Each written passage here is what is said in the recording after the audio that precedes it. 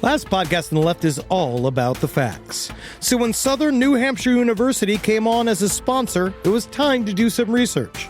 Turns out they offer more than 200 online degree programs, and get this, criminal justice and psychology are some of the most popular. Classes have no set meeting times, and tuition rates are some of the lowest in the U.S. Want to learn even more about SNHU? Visit snhu.edu/last. Insurance isn't one size fits all. That's why drivers have trusted Progressive's Name Your Price tool for years. Just tell Progressive what you want to pay, and they'll show you coverage options that fit your budget. Visit Progressive.com to find a car insurance rate that works for you. Progressive Casualty Insurance Company and Affiliates. Price and coverage match limited by state law. There's no place to escape to. This is the last podcast. On the left.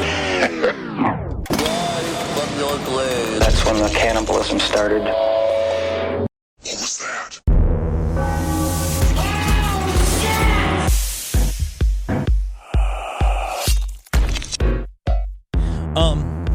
So for today's episode, we're going to be talking about, obviously, some of the worst sea-based crimes since what happened to Ariel. Who? The Littlest Mermaid. But from the last I saw, she wasn't so little to me. You know what I'm saying? Okay, so you're going to start this whole thing with talking about how attractive you think the Little Mermaid is. I'm just saying Which one? That's not how I want I want to know which one. It just kind of went there. I didn't mean to be there. But I'm a flounder man myself. Oh, I know. Yeah. He loves a bottom feeder. But guys- put your eyes on one side. Let me slide underneath. Slither on top of my body, you little yellow and blue fuck. This is what I didn't want to do this stuff. Yeah. I actually wanted to make the announcement that I'm taking the payout from the CIA. I I am leaving the show. Okay. Yes, but thankfully I was. Obviously, CIA gave me the payout. I That's took cool. it. I was going to go. Thankfully, last second, right before, I mean this, in the seconds before we were going to record, I was walking out. You guys were trying to stop me. I just got the contract in from the NSA. I'm locked in for another 10 years. Wow, so you're with them now. Yeah. All right, That's great. great, Perfect. yes. And to all of our listeners out there, keep fighting the good fight, you motherfuckers out there. And the horrible landscape that we find ourselves in at this very moment. Welcome to the last podcast on the left, ladies and gentlemen. My name's Marcus Parks. I'm here with Henry. Hey. NSA Zabrowski. And let me just tell you, we're listening. We're holding space for the American people. Don't the people of the NSA have to shut up? Yeah, that's kind of... that's. Sometimes, if you make so much noise, you make people think they can't be heard. Yes. And the man asking the logical questions here, Ed Larson. Hello, yes, and I believe in God now. Because I have to legally, apparently. Oh, well, according yes, thank you. But you know what's really funny about this story is that it's really going to stress that. Yeah. You're going to see a lot of parallels in this story. But before we get back into the tale of the Batavia, we'd like to clear something up that confused us back in episode 1. Yeah. If you'll remember, before Upper Merchant Pelsart was put in charge of the Batavia, he had accidentally contributed to the death of a noblewoman in India when she drank a bottle of clove oil in his room just before they had sex. Yeah, it happens. Every day. Yeah, and we had no idea why Pelsart would have a bottle of clove oil present. But a helpful listener filled us in. Remember that Pelsart was a horny little devil. Yes. And apparently, clove oil has been used for centuries as a sexual lubricant, particularly for anal sex. So that's why you used the term that the listener filled us in. Yes.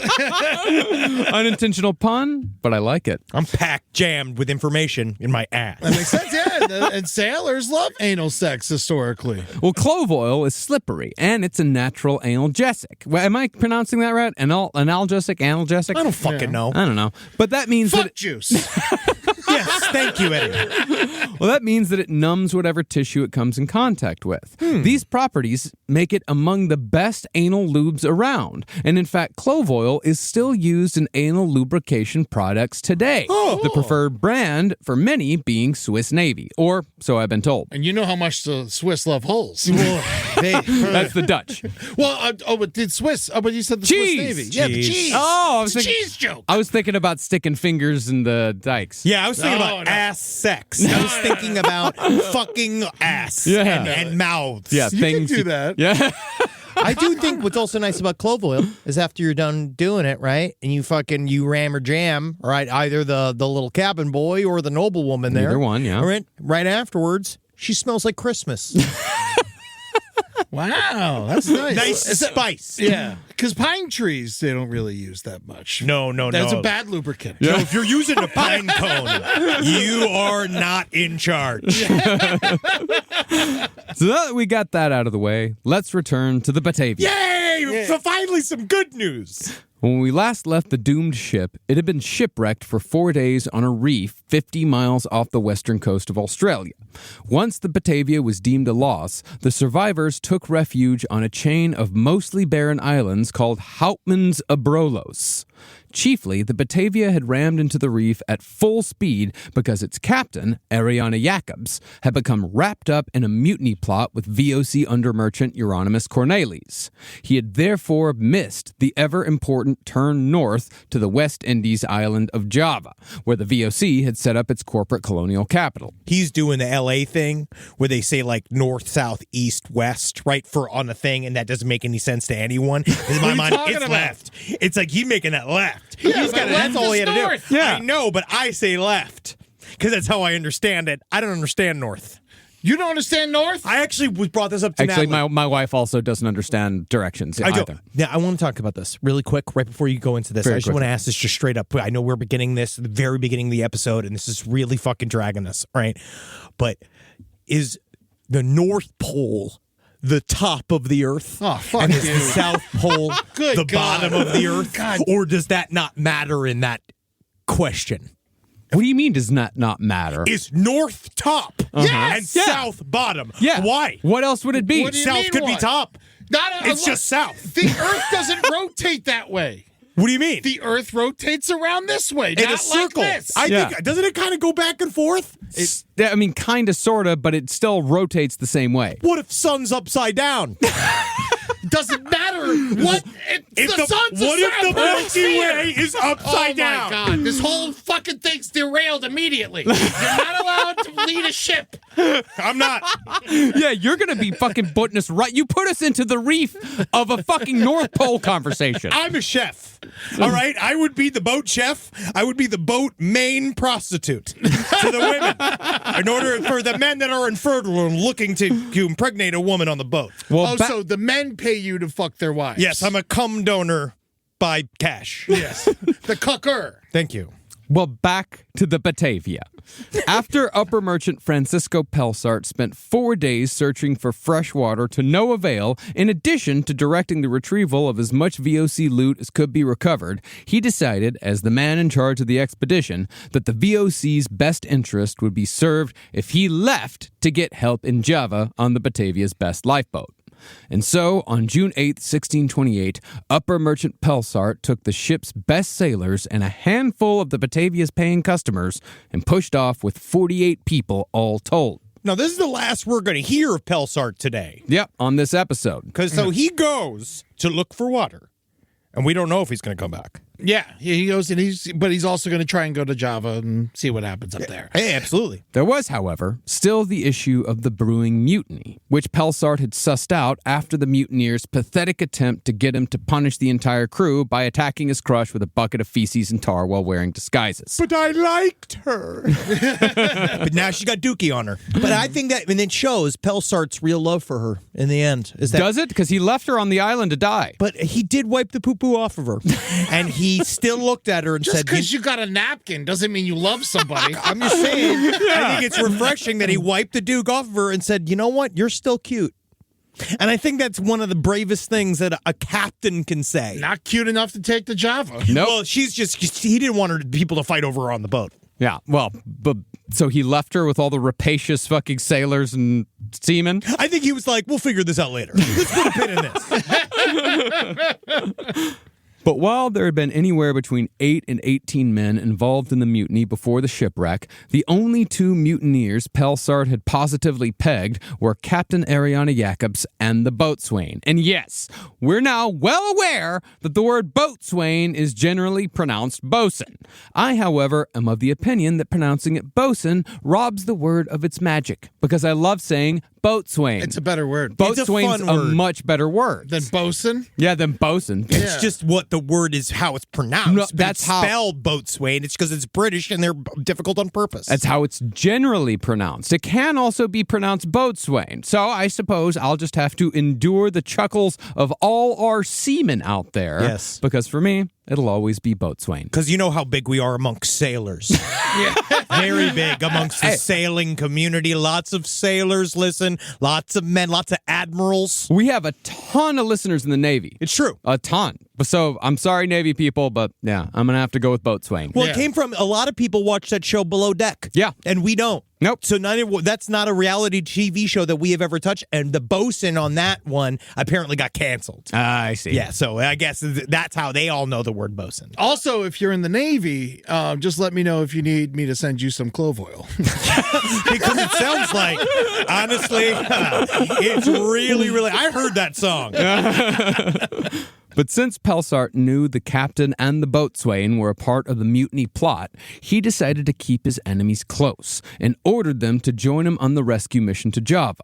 With their mutineers still scattered, the captain and the boatswain had no choice but to comply and face whatever fate awaited them at the VOC colonial capital.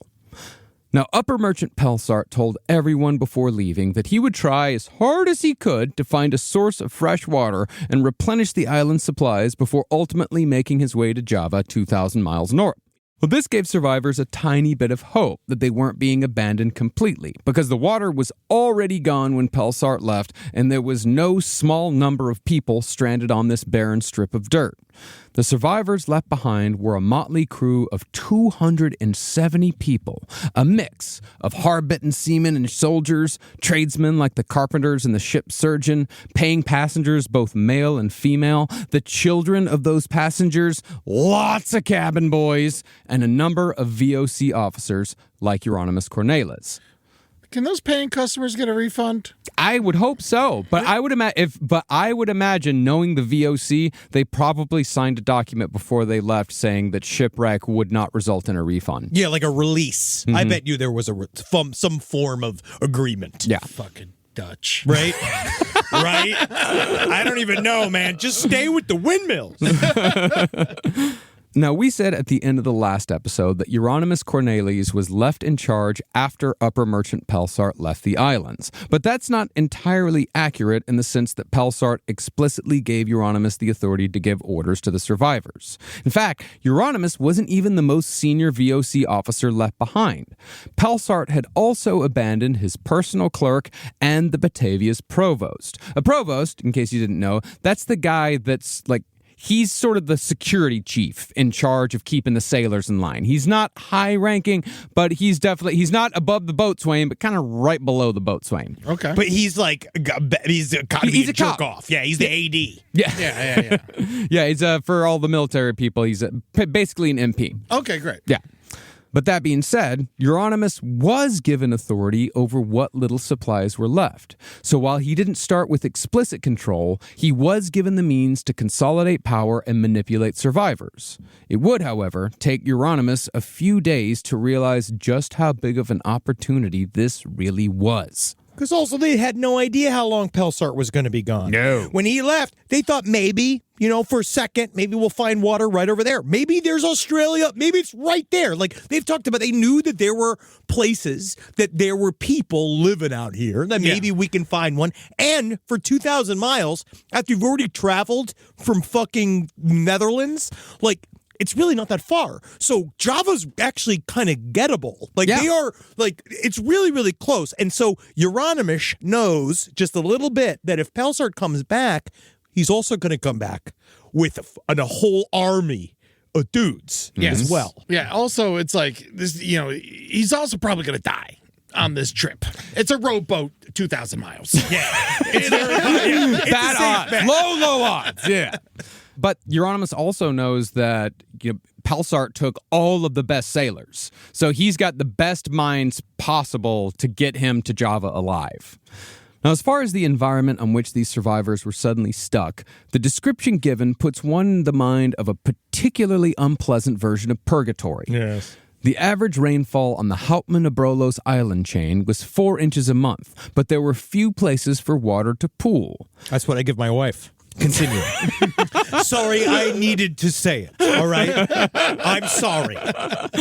As such, most of the islands were mostly dry and lifeless, barren strips of coral rubble with no hills, no trees, and no caves. Besides a few bushes here and there, these islands were little more than pieces of dirt nestled in a maze of coral that threatened to destroy any boat that dared sail through.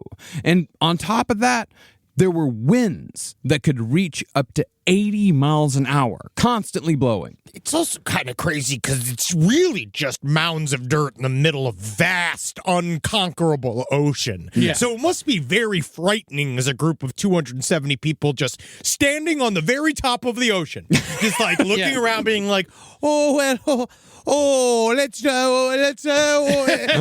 it's gonna be my birthday next week. Like, what do you do? Also, the coral's just jagged as fuck. It's rough. It's like very healthy back then. Now coral's fucked. Yeah. Now coral's bleached worse than John Stamos's asshole. Really funny, Eddie. But also, I think that this shows our attack on the coral is not wrong. Yeah. And I think partially, yes, this is, these corals need to mind their place. Yeah. And if any corals out there listening, you can go fuck yourself with you trying to get in the way of commerce, okay? Oh, here's one more quart of oil. Yeah, motherfuckers, you see what happens when you get in the way of commerce. Yeah, buddy, I'm coming down there with I'm gonna take old school hairspray cans and fill a bunch of crabs' mouths with it. yeah, I'm just fucking got a hairdryer just blowing the water, making it hot. Yeah, fart all day. Yeah, fuck your ass, coral. Yeah, I'll set myself on fire to make an extra $5. Great idea. Yeah, but I do love you, coral. And if you haven't seen a coral reef yet, you should go because it's all going to die in the next 5 years. Yeah, it's quite beautiful. It's gone very soon. Now, while there was little vegetation, the animal life on the islands was actually plentiful, or at least it was when the survivors of the Batavia arrived. Thousands of seabirds and hundreds of seals populated these islands, but there certainly weren't enough to sustain 270 people for the months they expected to be there. Furthermore, the birds introduced a hazard because thousands of birds produce hundreds of pounds of guano, which slicked up every surface and likely splattered the survivors with bird shit on a near constant basis. Hell yeah. There's something fun about it. I don't know what it is. It's just something about adding the slick ass shit. Just constant pratfalls in the middle of this disaster. Well, perhaps worst of all, though, were the noises the birds made. Whoa. One of the species who made their home on Houtman's Abrolhos was the mutton bird, notorious for having a call that sounds like what I'd imagine one might hear while being haunted by the ghost of a colicky infant. Okay.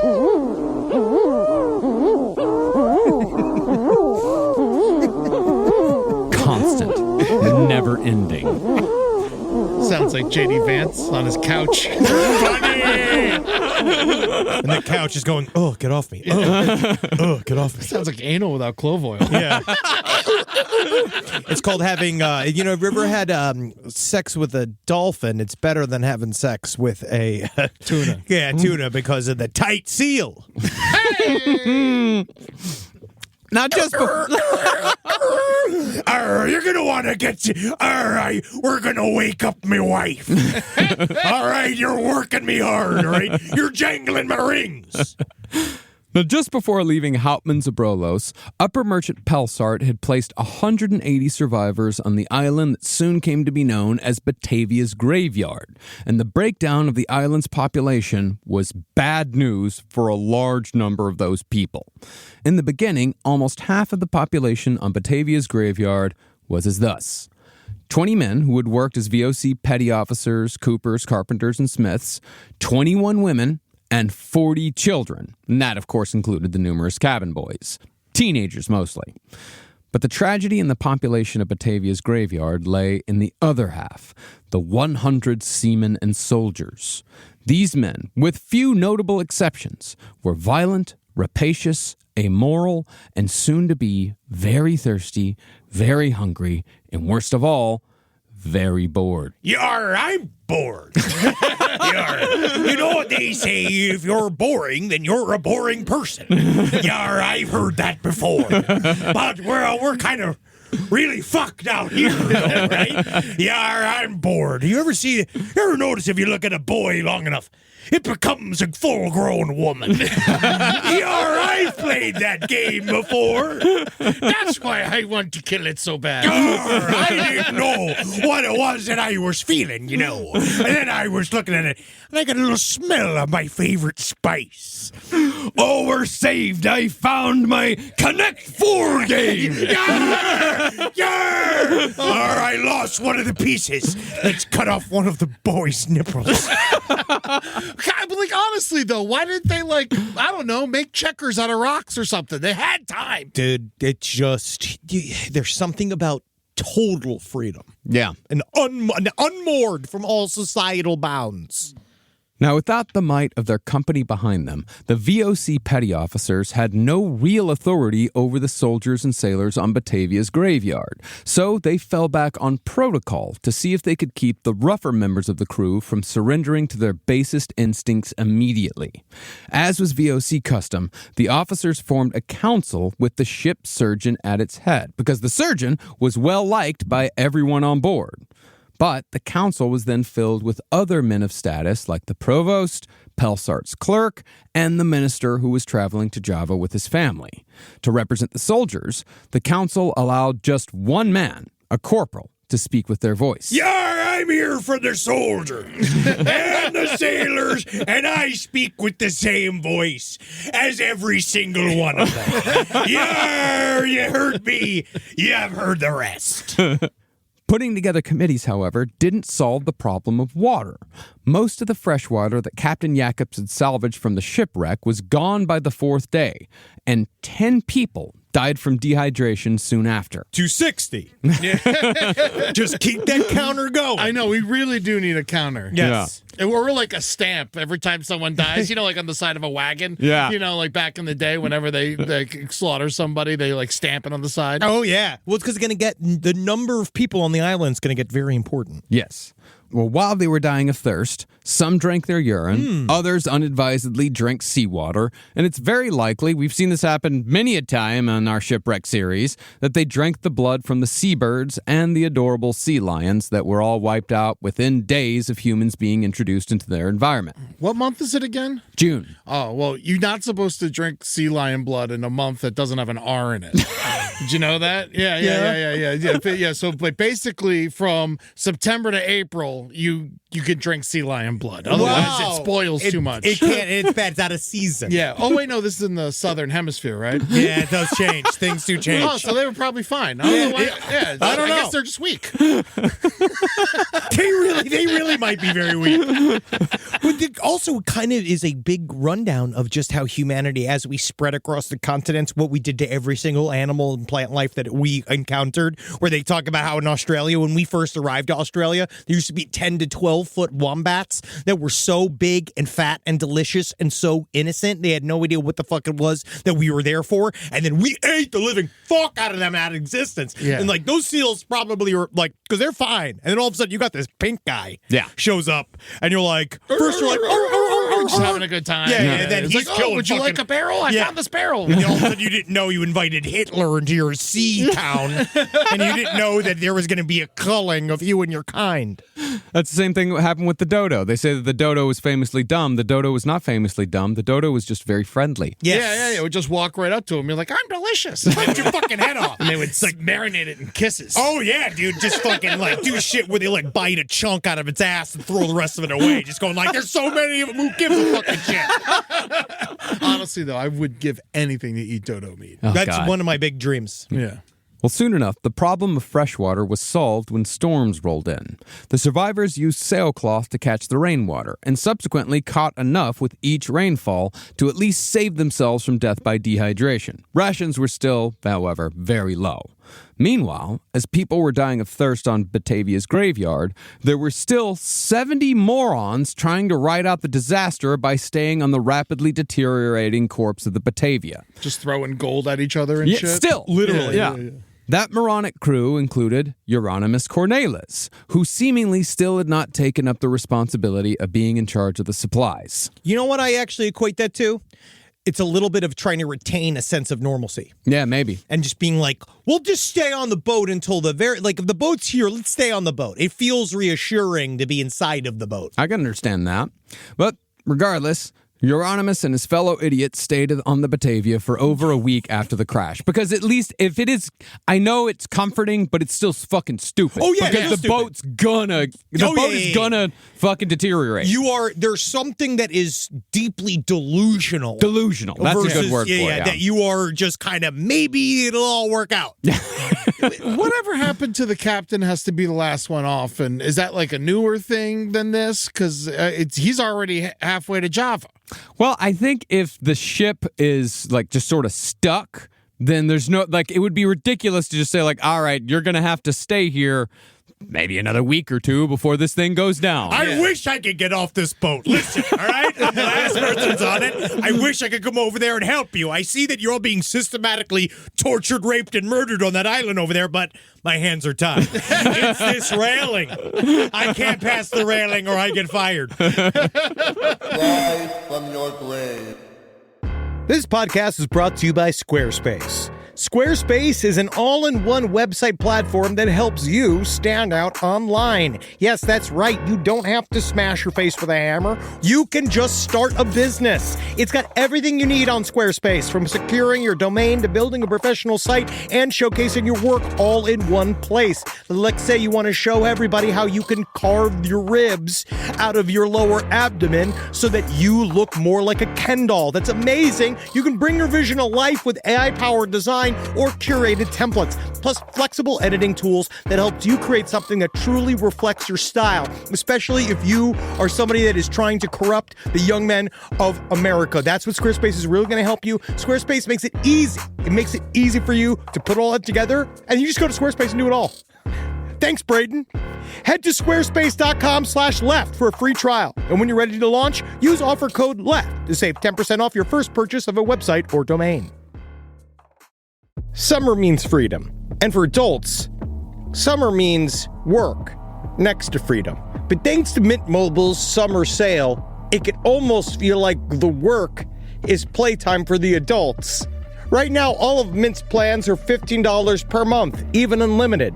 Free yourself from big wireless and switch to Mint Mobile for high-speed data and coverage on the T-Mobile 5G network. It's so well connected, I could call from anywhere.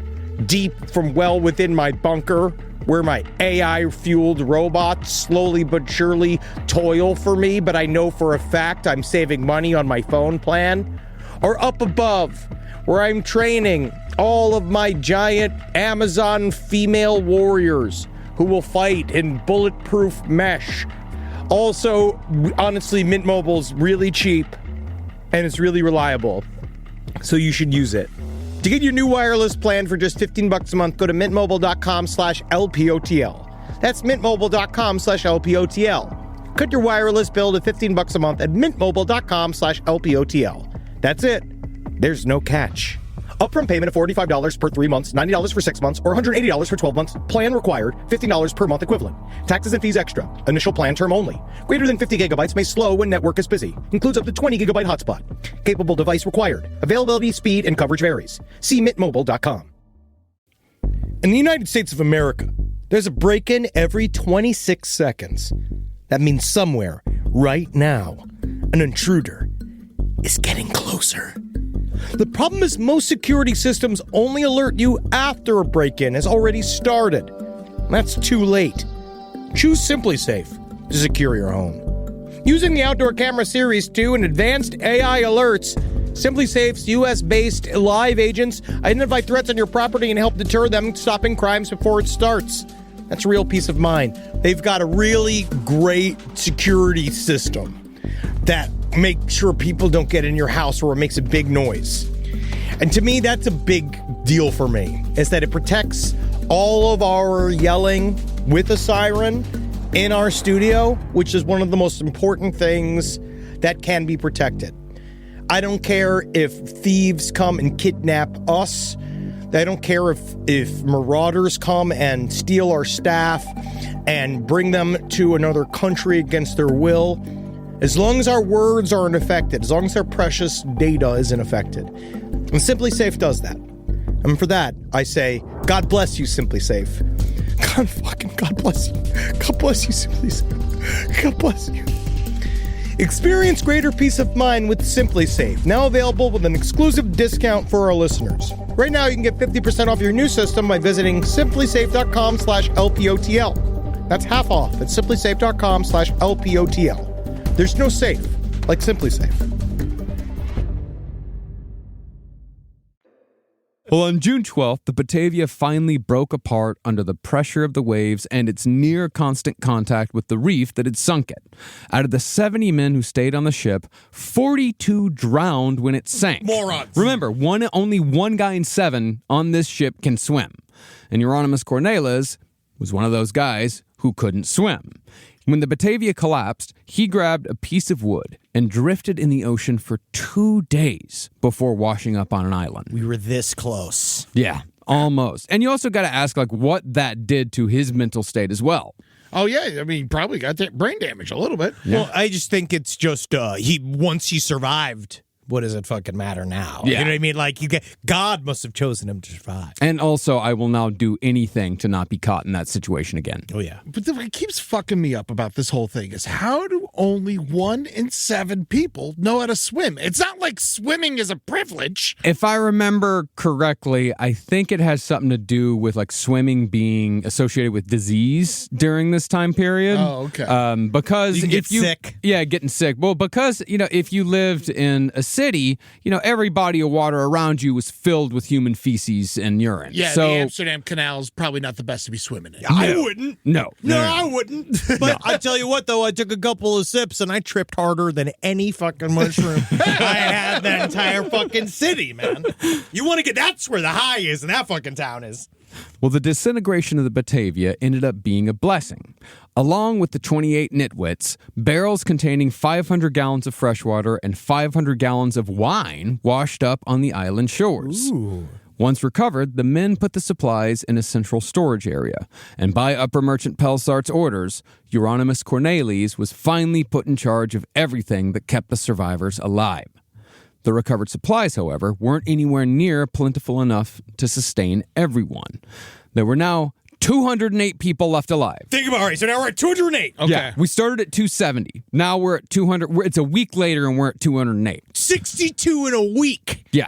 And even if they all lived on half rations, they still needed to consume 3 tons of meat and well over 1,000 gallons of water every month.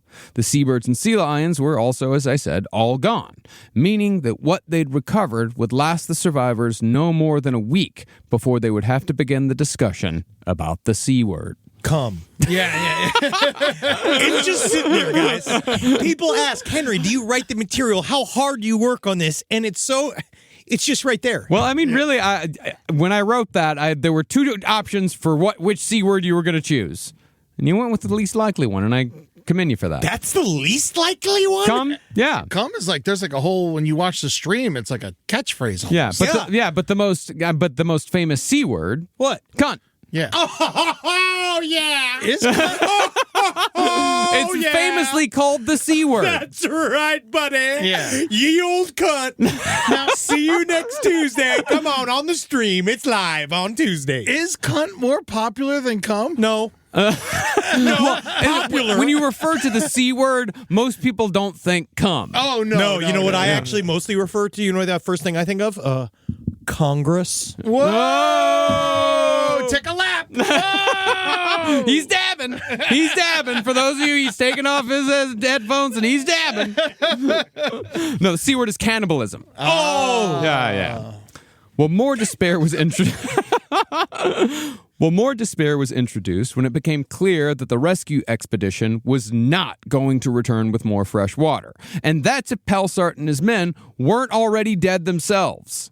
These mounting issues soon became too overwhelming for the ship surgeon to handle as leader of the island council. I fucking handle this shit, man. I can flop a couple of lungs around. I can fucking play with your liver a bunch and play with your dead lips. But that's it for me, man. That's as much as I can handle. So, to share the load, he turned to the man in charge of the supplies, Jeronimus Cornelisz. And with dizzying speed, Jeronimus took complete control by turning Batavia's graveyard into his own private dictatorship. You seem like a trustworthy guy. Some guy who's not going to get drunk with power. You're right. Absolutely correct. I would never, ever disabuse my power, you worm. Well, I appreciate it, because I'm busy here sewing the bodies back together. Yeah, I And see it's hard what to you're hate 'em doing. when you're sewing them. And it's most delectable. Don't worry, I'll share the loads. You seem untrustworthy, but I'm going to say I'm going to go against my better judgment and say you're in charge. I can't wait to see your funeral. Me neither. I wonder who's going to come. Oh, I'm sorry. I wonder who's going to cunt. Thank you. The C word. Now, during the sea voyage, Jeronimus had little to no power. But once he was handed the leadership position, the survivors were listening to his every word and carrying out every order he gave, which of course led to immediate abuses of power. One of Jeronimus's first orders was to give himself a large private tent, which was a dick move on an island with zero shelter. Then, as befitting his rise in stature, he raided Upper Merchant Pelsart's closet and began wearing Pelsart's clothes, complete with Pelsart's commanding rank epaulets. Ah, yes. What I love. Perfect. Leathers, jewels, hats, gloves. Perfect. I will be completely dressed in this 80-degree heat. I'm actually going to take some of this off. It is interesting, because would you respect a man that just floated in on a board? I would not respect a man who just floated in on a board, and I would respect a man less who put on another man's clothing in an attempt to look more official. Yeah, it's the concept of the man floating in on the board and just going like, but the next being Hitler is like the weirdest jump in status. Yeah. But on the other hand, I mean, as the world has proved again and again, humiliating yourself does not preclude people from treating you as a godlike being. No, it's almost like they kind of like that within you because they themselves are a big old fucking loser. Yeah. Well, once properly adorned, Jeronimus gave orders to build rafts out of the empty supply barrels. He told people to explore the other islands. He told them to erect more tents. This is all perfectly reasonable things to do. Yes, it is, isn't it? But by the end of June, after about 4 weeks on Batavia's graveyard, the sailors, I suppose, ran out of things to talk about. And one of them... Yarrrr, I'm bored. I'm sick of your stories. I've heard every one of your jokes, and each one ends with the black guy fucking the white woman. Have you ever been to the Netherlands? I can't hear it again. Yes, and they're horrible. Well, one of them began gossiping about the mutiny plot that had been afoot just before the ship wrecked on the reef. You wouldn't even fucking believe this, man. We were planning a mutiny. We fucking were going to kill all of you pieces of shit. That's crazy, right? No, it was one of the mutineers. Yeah. Like, it wasn't just like I heard about this. Just like, man, yeah, we were definitely going to kill everyone and become pirates. But that's not going to happen now, I guess. Sorry. Yeah. Best laid plans.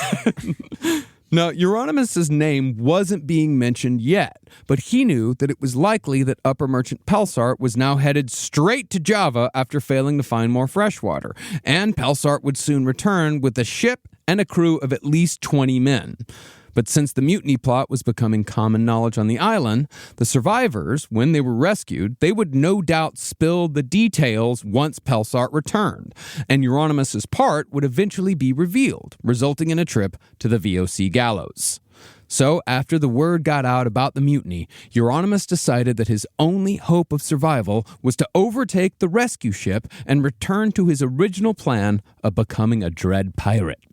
But to do that, Jeronimus needed sailors and soldiers, lots of them, so his mutiny recruitment resumed. You know, this shows the worst part about evil nerds is their work ethic. And their ability to sort of put in the work in a moment that needs to be done. Because this is him. All of a sudden, it's like, you talk about this, it's an instant switch. Yeah. Well, over the course of just a week, Jeronimus was able to recruit even more men for his plot than what he'd managed to persuade when the Batavia was still at sea. When he added his original gang to the new recruits, he found himself in the company of 24 cutthroats and dastards anxious to join his pirate fantasy. What's interesting, though, is that no concrete details exist as to exactly how Jeronimus was able to pull this off. But considering how charismatic and grossly unethical he was, it probably wasn't all that difficult. See, Jeronimus was particularly good at making a case for common cause. He told his men that he and them, they're the same, despite the fact that they were hardened men of action and he was basically a pharmacist dandy turned sales rep. Now, what is a dastard? A dastard's like a bastard, but worse. Yeah, it's a dastard. It's a bastard who's your father. It's a dad bastard. Yeah, one that stuck around, but you wish he left. Yeah. I usually put dastard with highwaymen and pirates. Those are the men outside of the law. Oh, and that's Ronins. Dastardly. That's where that comes from. Yeah. Exactly. There we go. Look at this. Yeah, a dastard knows who his father is. And he hates his fucking ass. I got a dastard. Yeah. See, I feel like Jeronimus also, it is putting them in the same level because in society they would never be. No. Right? So now it's that's my whole point. Yeah. Is that, they're men of action and he's, fiddling with his apothecary kit. Yes. Back in Amsterdam. But now they're on the sea and it's a whole different game. Well, also, you're already fucked. I feel like there's also the thing, too, of like, we might all just be dead here anyway. Yeah. And that also brings up the question is some people, when you get faced with, almost certain death, some people accept it and just sort of ride out the time. Some people try to do as much good as they can before they die. And some people turn into absolute fucking monsters because they've wanted to be monsters their entire lives. Yeah. And now they can be without consequence. Now, from what it seems, the logical fallacy that held the mutiny together was thus. Since the VOC didn't care about what happened to its employees, Jeronimus and his men didn't need to give a fuck about anyone but themselves. See, when Jeronimus stepped into the power vacuum, you had a person in a position of authority telling these downtrodden soldiers and sailors that it was okay to act on their worst impulses at all times. And if they acted on those impulses, it would somehow translate to them living the life they'd always deserved. That yada, yada, yada, super important. Yeah. In other words, dandies from rich families who have never done a hard day's work in their lives have been taking advantage of the worst impulses of the working class for centuries. And the worse the working class is treated, the easier it is for the dandies to turn them into monsters. See America from 2016 to present day for more details on that. What's going on? I don't understand, Marcus. What does that refer to? Yeah, done a bunch of rich boys stirring up people who don't have any money and telling them. You mean the manliest men on record that are that know exactly how we should push this country forward into a full hemispheric power? Men with the best potato bodies that humanity has to offer. Nothing I love better than a president I can motorboat. Now, the men who would do the majority of the dirty work in Jeronimus' name over the coming months were the Army cadets, young men between 21 and 25 years old, otherwise known as the most dangerous demographic of humans on the planet. Congrats, boys. Amen. They really are. Although nowadays, I'd say it's 16-year-olds are the most dangerous. Oh, they're all bad, yeah. I get really scared. When I see a pack of 16-year-olds, I get terrified. Yeah, you can't kill them, you can't punch them, you can't do anything. do nothing. Yeah, because if you fight back, you're in trouble. Yeah. Now, 16-year-olds have always... they've been dangerous for a long while now, but 21 to 25, they've got a little bit of intelligence to them, and that makes them particularly dangerous. Mm-hmm. There were, however, men in Jeronimus' crew outside of the soldier and sailor set who may have just been drawn to the allure of the pirate's life, like the 23-year-old Dutch locksmith. He joined with little hesitation. Didn't really have any reason to join, just did it because he wanted to. Like, all right, sounds fun. All right, let's go. Likewise, the man who became Jeronimus's principal lieutenant, the man who would organize the gang and ensure the orders were carried out, he wasn't a soldier or a sailor either. Rather, Jeronimus's right hand was another VOC officer, an assistant from Amsterdam named David Zeevack, who would prove to be one of the most violent psychopaths in this story. Never trust an assistant. Yeah, or a save hand. Yeah. This is the thing. You never know what happens in there. It is, however, important to note that like many demagogues who get off on hurting people en masse, Jeronimus Cornelisz, with one pathetic exception, never got his hands dirty himself. Yeah, because if he was in even a one-on-one combat with any single person, they could overpower him. Yeah, he was a bitch. Yeah. And so, once his crew was established, Jeronimus slowly began to detach himself and his gang from the other survivors, starting with the confiscation of anything that could be used as a weapon, but specifically the swords and the muskets. Once he removed the survivors' means of defending themselves, Jeronimus and his right-hand man, David Zeevack, came up with a plan to take control of the islands using cold calculation and subtle manipulation. Their first priority was reducing how many mouths they had to feed, both to conserve supplies and to limit the risk that their conspiracy to steal the rescue ship and strand everyone else might be discovered. After conferring with Zeevack, Jeronimus decided that cutting the number of survivors by half and condemning over 100 people to death would be a good start, although violent murder was not their first method. Yes, great start. So much fun. Can't wait. Rather, Jeronimus had his followers explore the nearby islands on rafts, with the goal of finding an island without any resources where they could send a large group to die of dehydration or hunger. Yarrrr! Jeronimus, I found this place over here.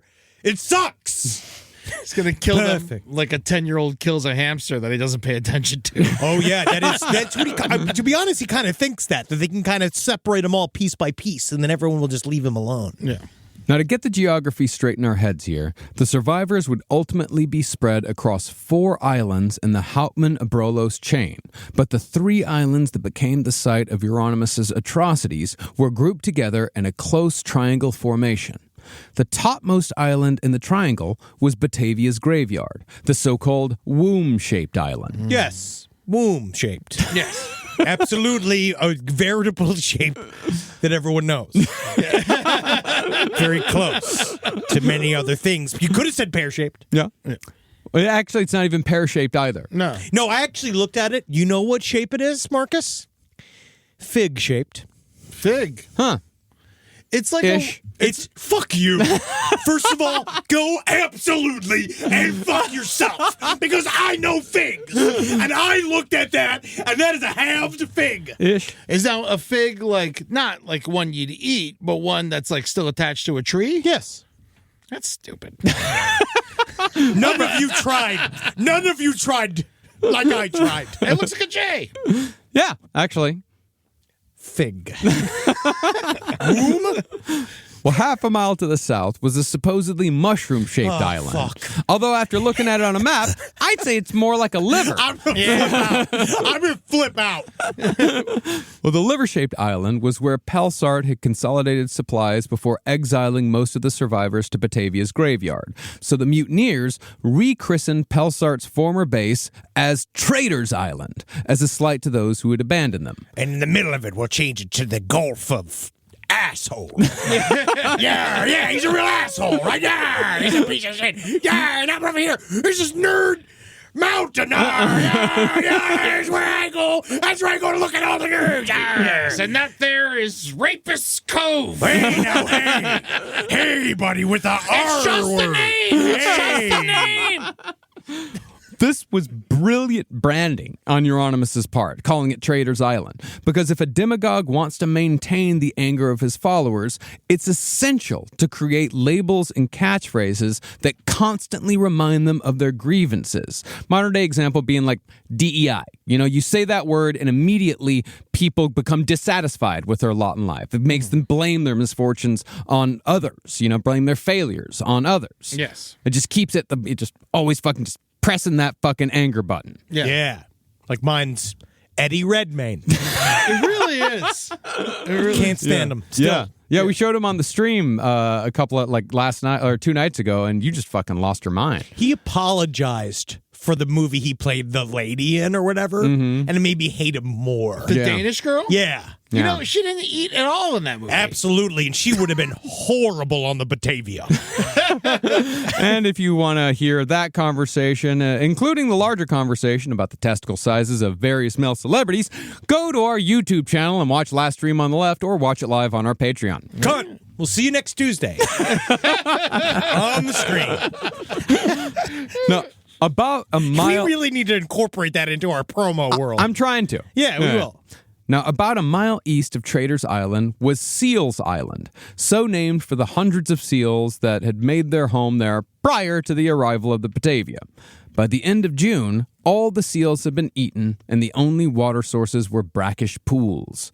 But the only people who knew that for sure were Jeronimus and his crew. With this in mind, Jeronimus told a group of men, women, and children that Seals Island had plenty of resources. And since these people still trusted their leader at this point, 40 survivors readily agreed to be ferried a mile southeast, where they were left with a few barrels of water and an empty promise of more supplies to come.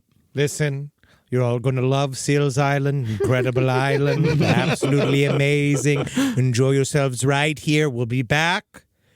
Pinball machine, barbecue grill. We're going to have, I'm going to get a projector. We're going to show Weekend at Bernie's. That's right. Water. Yes. Murder. I mean, nutmeg. And after I turn in all of my Marlboro miles, I'm bringing back a windbreaker. There are so many seals there, all filled with blood to drink. Yummy, yummy, yum. Actually, do you have, this seal blood's fine, but do you have 2%? Well, after sending 40 people off to Seals Island, a further 15 men, led by the ship's provost, were sent to Traders Island with tools to build rafts that would ostensibly be used to travel to the other islands northwest of Batavia's graveyard. These islands, located a little over 3 miles away, the largest islands by far, were dubbed the Highlands, because it was the only place on any of these islands that had an elevation above 6 feet. Fuck yeah, man. Yeah, the Highlands, bro. Yeah, I'll tell you what, though. I feel, man, the Allman Brothers are on the Highlands. I hate to say it, but I think that weed is like the last thing I'd want on a deserted island. Really? I think that booze would be better. Booze? Well, I Nah. guess you get calories. Yeah. Well, booze would be better only because booze does a thing. Booze makes me really not give a shit. Yeah. Oh, really? You know, I love weed. But then you get dehydrated yes. and you die. Well, again, great. Same with weed. Well, it was on the Highlands that Jeronimus would enact his most insidious masterstroke in taking total control. He gathered together the soldiers most loyal to the VOC, 20 men in all, and sent them to the Highland to find water sources. Leading this group was a soldier named Viva Hyas, who was said to be a man of considerable ability whose character and sense of purpose were unusual for a private soldier of this time. Now, Jeronimus told the loyal VOC men, led by Viva Hyas, that they would be dropped off at the Highlands, where they would search for water and light signal fires if and when they found it. Once the fires were lit, Batavia's graveyard would come to their aid and bring them back to home base with all that water in tow. But Jeronimus knew that Captain Jacobs and Upper Merchant Pelsart had already searched the Highlands for water and found nothing. So it was Jeronimus's hope that he could dump the men most likely to challenge his mutiny on a barren dirt ball where they'd die of thirst. You know, I just feel like it's not a good thing to count against the trained soldiers. Yeah, exactly. And so, once Viva Hyas and his men were stranded on the Highlands with no way of returning on their own, Jeronimus had condemned 75 survivors to near certain death, and in the process had removed most of the men and boys who might have fought back when the time came for Jeronimus to take full control. Now, do you think he was planning on that then?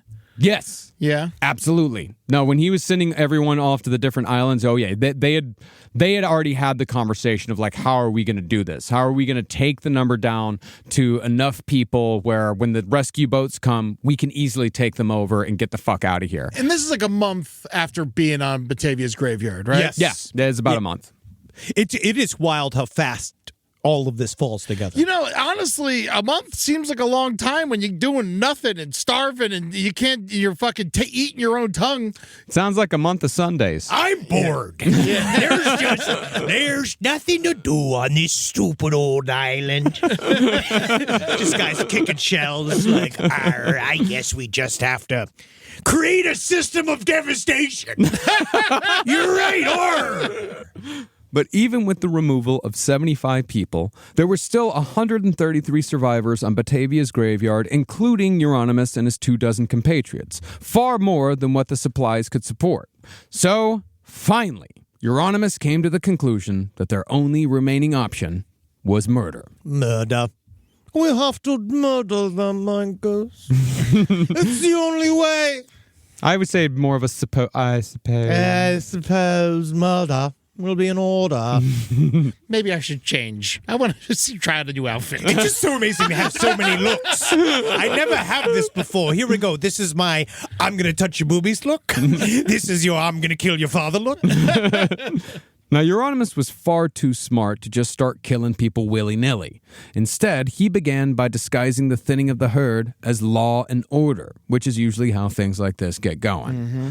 The first victim was a soldier who'd been caught tapping a wine barrel outside of his normal rations. Under interrogation, i.e. torture, he admitted that he'd been doing this for quite some time, and even ratted out his friend who'd been sharing the spoils. It's an addiction. It's a disease, this alcoholism. I'm addicted to Merlot, and I can't stop. I was drinking with Jerry. That's ridiculous. It's crazy thing I ever It's like full purple lips. I don't even know what she's talking about. Wine? Crazy. Wine. I didn't complain at all. Now, this offense was brought before the island's council, the one that was originally led by the surgeon and was still made up of mostly higher-class passengers and crew from the Batavia. But as we mentioned, Yarronimus had taken control of the council at the surgeon's insistence, and Yarronimus surprised everyone by insisting that both wine thieves be executed to send a strong message against stealing. Now, the council refused to agree to a death sentence for something so minor. So, as is common when dictators are seizing control, Yarronimus threw a tantrum. Like literally. Yeah. Dissolved the original council and formed a new one with his fellow mutineers. Fairly similar, not one-to-one, but fairly similar to how the Nazis did it. Lacking weapons or the will to resist, the original council members had no recourse but to let it happen. In short order, the new council executed the soldier who tapped the wine by drowning him, loudly and publicly, then quickly sentenced 2 more men to death on bogus charges to fully establish the new order of things. We kill people now. The second execution orders were directed at 2 carpenters accused of secretly building small sailboats so they could selfishly escape. They weren't. And for that, they were stabbed to death by swords by Yarronimus's gang. You know, the best way to kill a carpenter, though, is just leave out meth. All the time. Yeah. Carpenters, guys who put up drywall. Yeah, guys who steal drywall, guys who put up bronze piping, guys who take out bronze piping. Also, you're accusing the carpenters of building rafts, and so you kill them, when you could have just been like, hey, guys, why don't you build some rafts? Yeah, keep building rafts for us. Yeah, build the boats. Well, I mean, it was so they were trying to build sailboats. Yes. Yeah, I guess I really the logic here is so twisted so much of the time. Like, a lot of the shit that they do just doesn't really make sense, and they just kind of have to wave it away. And they eventually They do it almost for the payment and the cruelty, the pain and the cruelty of it. Oh, absolutely. The cruelty is very much the point most of the time. But eventually, I think the cruelty also starts to happen with more regularity, so they don't have to answer the types of questions that Ed just asked. Yeah, and which is going to start happening to Eddie. Yeah. When he keeps asking these fucking cockamamie questions to our leader. How dare you? I say it's now he gets 10 ball spanks. Oh, yeah. Oh, you keep that up, I'm going to hide your clove oil. No! No! What about my weekends? Rise from your grave. So a lot of people super worried about investing. I understand. Money's fake. And you're like, why can't I just pull all my money out of the bank, turn it into, like, essentially smelted precious metals, place them up inside of my anal cavity in order to get across the various country lines. I understand you. I'm with you. I'm like you. But things like Acorn showed me it's okay to invest. Give your money a chance to grow with financial wellness app Acorns. Sign up in minutes and start automatically investing your spare money, whether it's a little or it's a lot, especially if it's a little. And the Acorns potential screen will show you the power of compounding and how your money can grow over time. I'm actually not joking here. Investing money as early as you can is super important. I heard early on a piece of advice that said it's not how much you put in the market, it's how long you are in the market for. All right, so go and do it. Sign up now and Acorns will boost your new account with a $5 bonus investment.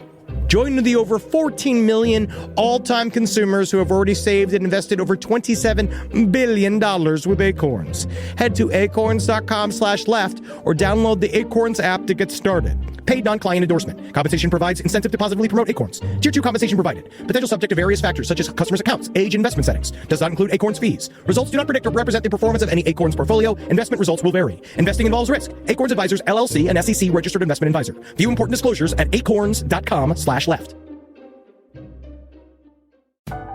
This is a paid ad by BetterHelp. It's so important to remember with the busyness of the holidays, every holiday, Arbor Day, that day about the planet, President's Day, there's so many things to adapt to in this life, and it doesn't follow a perfect plan. God, ruins the whole weekend. But therapy with BetterHelp, the world's largest online therapy platform, it can be a space to pause, reevaluate, and adjust to any unexpected changes. With over 30,000 therapists worldwide, BetterHelp is one of the leading online therapy platforms, having served millions of people globally. BetterHelp makes it easier to fit therapy into your routine. You're in good hands, too. BetterHelp therapists have at least 3 years and 1,000 hours of hands-on experience, and hold all required education, training, and certifications. It's easy to do, and the help is better over there. You don't have to navigate life's changes alone. Sign up and get 10% off at betterhelp.com/lastpod. That's betterhelp.com/lastpod. Most of us picked a bank at 16 and never looked back. Sound familiar? That's where Chime comes in. They're not like traditional old banks who charge fees and gatekeep perks and rewards. Chime offers the most rewarding, fee-free banking, all with no overdraft fees, no monthly fees, no minimum balance fees. You get 5% cash back on Chime Card in a category of choice, like gas or groceries, all while building credit through regular, everyday spending with no credit check. And you can also grow your money faster with a savings rate that's 9 times the national average. Join the millions who are already banking fee-free with America's #1 choice for banking. Head to chime.com/left. That is chime.com/left. Sign up now. It only takes a few minutes. Chime is a fintech, not a bank. Banking services and Chime Card provided by Chime's bank partners. Qualifying direct deposits required. Terms and limits apply. Go to chime.com/disclosures for details. Now, the thinning of the ranks to save supplies was not Jeronimus's only motivation for executing survivors. If Jeronimus's pirate plan was to succeed, the 24 mutineers would need to survive on the island until the VOC's return without any interference from VOC loyalists, so any possible dissent had to be stopped before it even began. Jeronimus, however, couldn't yet murder people out in the open, and he could only fabricate so many charges worthy of execution. So, his mutineer council came up with the plan to disappear the remaining VOC loyalists by taking them out on so-called search missions and drowning them on the open sea. So what you're telling me is that you would go out to search, then you'd murder them. Wow. But the searching's not real. No. Wow. That's Not at all. lying. So you mean to tell me we'll be lying? Yeah, we'll be lying. But then we get to murder. Yeah. And which is worse? Hypocrisy. Honestly, it's hypocrisy. Who's going to do my laundry? Well, the first group, 2 soldiers and 2 seamen, were taken out by a gang of 6 who rowed until Batavia's graveyard was no longer in view. Once out of sight, the mutineers grabbed the loyalists, tied their hands and feet, and threw them overboard to drown. I should have known this was happening. I should have known this was happening. Hey, you want to see a rope trick? That's the problem, man. That's why it's always super important. Watch Godfather 2. Yeah. And know that anytime anybody's taking you out on a boat and you hadn't planned for at least a couple of weeks, you're getting whacked. Yeah. But out of the 4 men set to be executed, a VOC cadet begged for his life and succeeded. He pledged total loyalty to the mutineers, meaning he was now required to do anything Jeronimus or his men asked of him under pain of death. This cadet was the first of many survivors to join the mayhem in order to save their own skin. And in the weeks to come, these cowards would do terrible things over and over again just to prove their allegiance. Now, since the first group execution had gone well, Jeronimus ordered another 2 days later, but this time it was more about settling a personal beef. One mutineer, an absolutely psychopathic German named Matthias Beer, who would eventually kill dozens, he had pegged 2 VOC men as cacklers, meaning they talk too loudly. Why are you fucking pointing at me? I also talk too loud while I'm getting pegged. Yeah, seriously. And a lot of it's like, ow, hey, who are you? Oh my God, the captain of police. Grab the clove oil! Hey, where's the clove oil, buddy? You're jerking me around like I'm some kind of ripped open Christmas stocking. I really want to thank the person who wrote in about the clove oil. Yeah, We would not really, have a running joke today. Yeah. Well, amongst the cacklers drowned at sea was the ship's upper trumpeter. And I just wanted to talk about this guy because I find this job fascinating. Yeah. This is like more or less the ship's house band. He'd use a trumpet or a drum, and he'd set the work pace, he'd signal workers when it was time to eat meals, and communicate between ships in the flotilla. A regular Miles from Land Davis. Wow, very funny. That's really good. The idea of just like literally, that's all he does. Mm-hmm. He just goes and goes, and then they're like, "Oh, you're killing me here, upper trumpeter," and he's just like, "Blame the music." You know what I mean? Like, blame the cheat. I'm not playing. Go invent the guitar. But the second set of executions marked a turning point in the island mutiny. Instead of killing someone solely because they were loyal to the VOC, Jeronimus was now giving permission to kill simply because a mutineer didn't like someone, which of course edged them closer and closer to murder most willy-nilly. Willy-nilly murder is some of the most devastating actions that can happen to society. God, yes. Willy-nilly is like, a lot is hidden within the term willy-nilly. It sounds cute. It does. It does. But, I mean, technically, genocide is by definition willy-nilly. It literally is. It is almost the pure definition of willy-nilly. Mm-hmm. Like the Holocaust got so willy-nilly. Okay, here towards we the go. Listen, Well, I would actually argue that the Holocaust is the opposite of willy-nilly. The Holocaust was highly organized. what's the opposite of willy-nilly? What Stalin Organized. But I would say Stalin. Now that's willy-nilly. He was very willy-nilly. He was very willy-nilly. Like Okay. all the famines in Ukraine. Or in Okay. Ukraine. Yeah, that's willy-nilly. But what about, but what's the word's opposite? Is it like nolly-wally? Organized. No, but like, what's a silly word? Oh, a silly word. Bingy-bongy? Yeah. Cocky-buggy? This thing, organized and silly don't really go hand in hand. Got your bullshit all lined up. Yeah. So the Holocaust had its bullshit all lined up. Yeah. Real well. Thank you. Real well. Had whole teams of people on it. Wow. God, I just got 4 family members that aren't going to talk to me anymore now. I tried to say they were willy-nilly. Now, by this point, Jeronimus had ordered the deaths of 8 men, 5 secretly and 3 publicly. That's not bad. Yeah.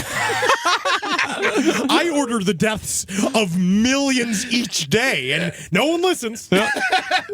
Jeronimus had also consolidated control by dissolving the original council and forming a new one made up of his most trusted lieutenants.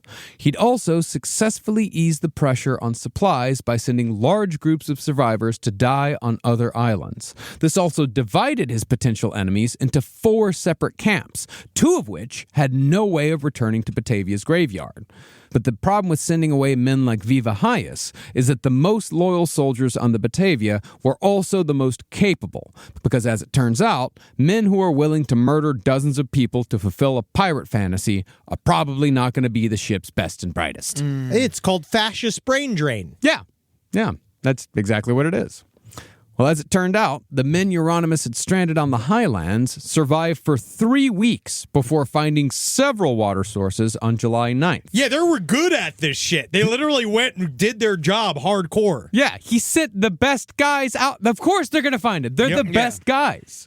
Per his orders, Viva Hyas lit signal fires so Yarrronimus could send men to bring them back. The fires, of course, were a most unwelcome sight to Yarrronimus and his men. Oh, yeah, because over those 3 weeks, he had really put this whole fucking thing into permanent order. Yeah. And it's like July 4th, so if you're going to have fires, you got to have fireworks. Do you think they celebrated?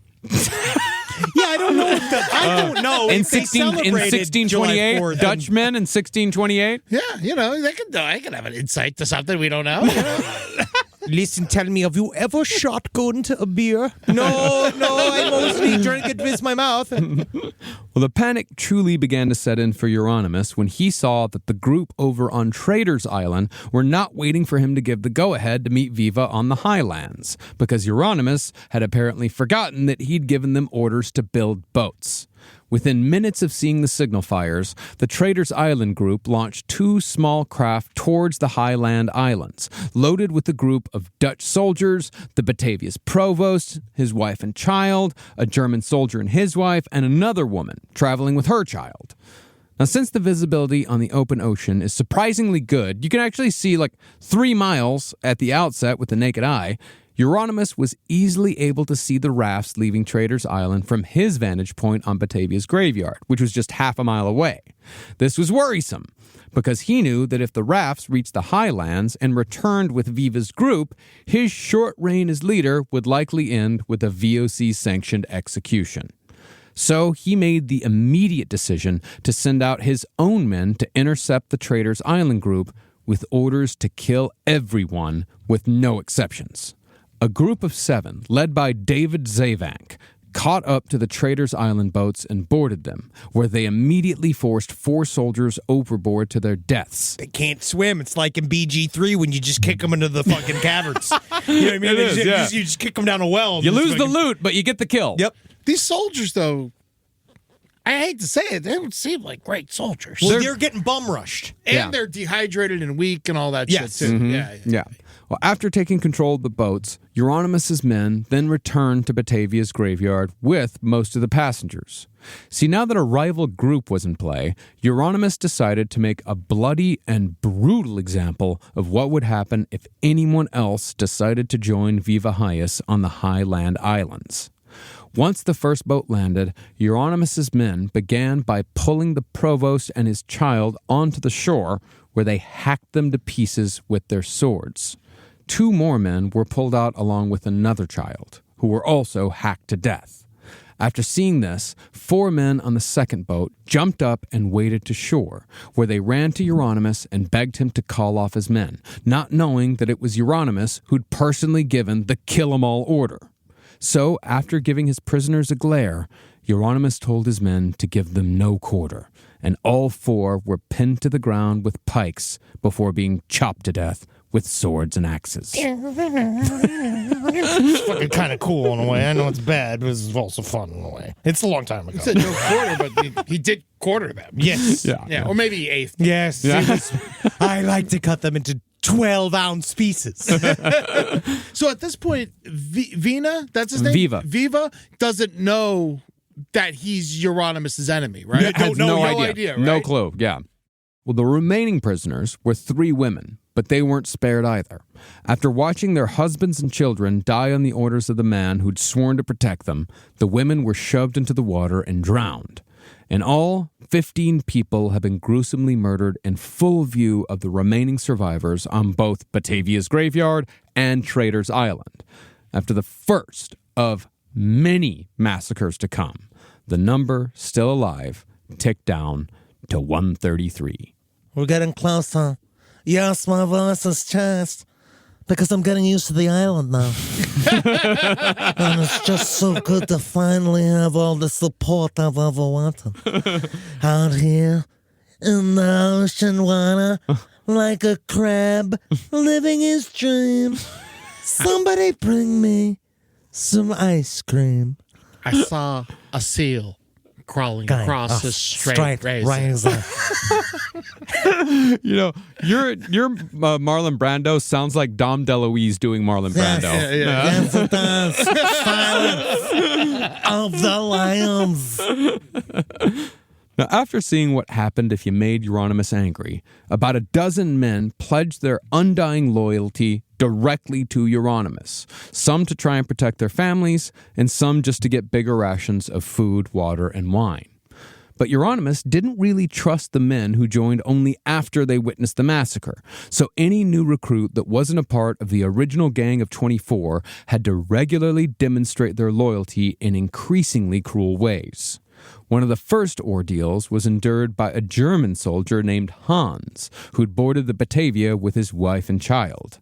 He joined the mutiny after the shipwreck in hopes of protecting his family, but he had no way of knowing that his loyalty test would render his plan moot. I don't know how to trust you. I wish I could. There's something about you I don't get. Something I don't understand. I wish there was something you could do to make me feel better, because I'm just getting so worried. Well, Jeronimus invited Hans and his family into his tent for dinner. But in the middle of the I meal... hope you like calamari. It's made out of bird. I hope you enjoy this turkey. It's made out of seal. But while they were eating their meal, one of Jeronimus's men went over to Hans's tent and strangled Hans's daughter to death. You enjoying yourself? You liking the appetizers? You want a little sorbet? To sort of clean the palate, I made it out of my piss. You want some? You want some seal blood? You enjoy that? Someone get the trumpeter to play some music. We can't? We can't? Oh, no. You don't know what you got till it's gone. Learn the trumpet. And of course, when Hans and his wife got back to the tent, they discovered their daughter had been murdered, and they had a pretty damn good idea of who had murdered her. Nevertheless, a couple days later, Hans signed a written, unbreakable oath of loyalty to Jeronimus and his men, probably to try to save the life of his wife. Oh my God, Hans, can't believe you're here. What changed your mind? So good to see you, buddy. Welcome to the mutiny. I, Hans, love the man who murdered me daughter. Yes, I'll say it again. Say it for the guys in the back. I pledge to him my undying loyalty for all the courage to kill her myself. Thank you. Somebody said that. I'm brave. Jeronimus is sexy. Jeronimus is tall. Keep he's going. strong. I haven't. And so fit. Someone give me my clove oil. You guys sound like a couple of drag queens. Yes. That's what it is. Well, for the next loyalty test, Jeronimus ordered the VOC assistant who turned coat during the first set of boat executions to slit the throats of every man, woman, and child in the sick tent. 11 people in all, too sick to move from scurvy or fever. With 4 of Jeronimus's men supervising, the assistant did as he was told. And when 5 more men were put in the sick tent a few days later, the assistant cut their throats too.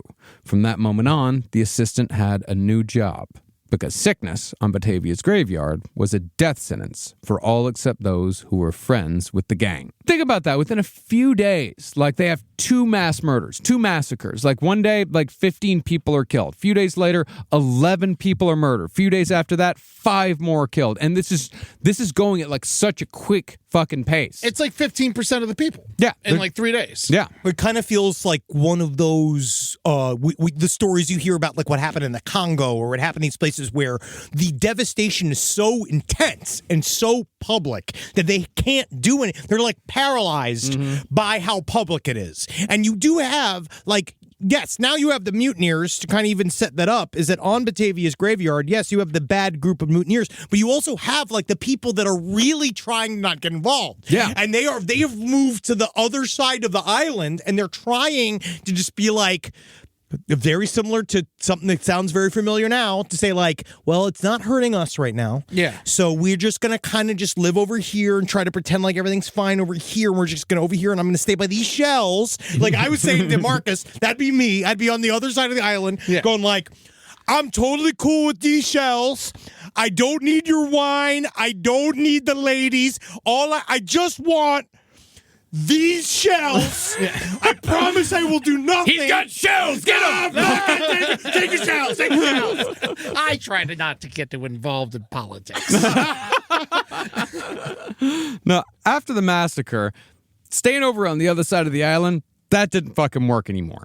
There really wasn't a need to keep up any pretense of a just society.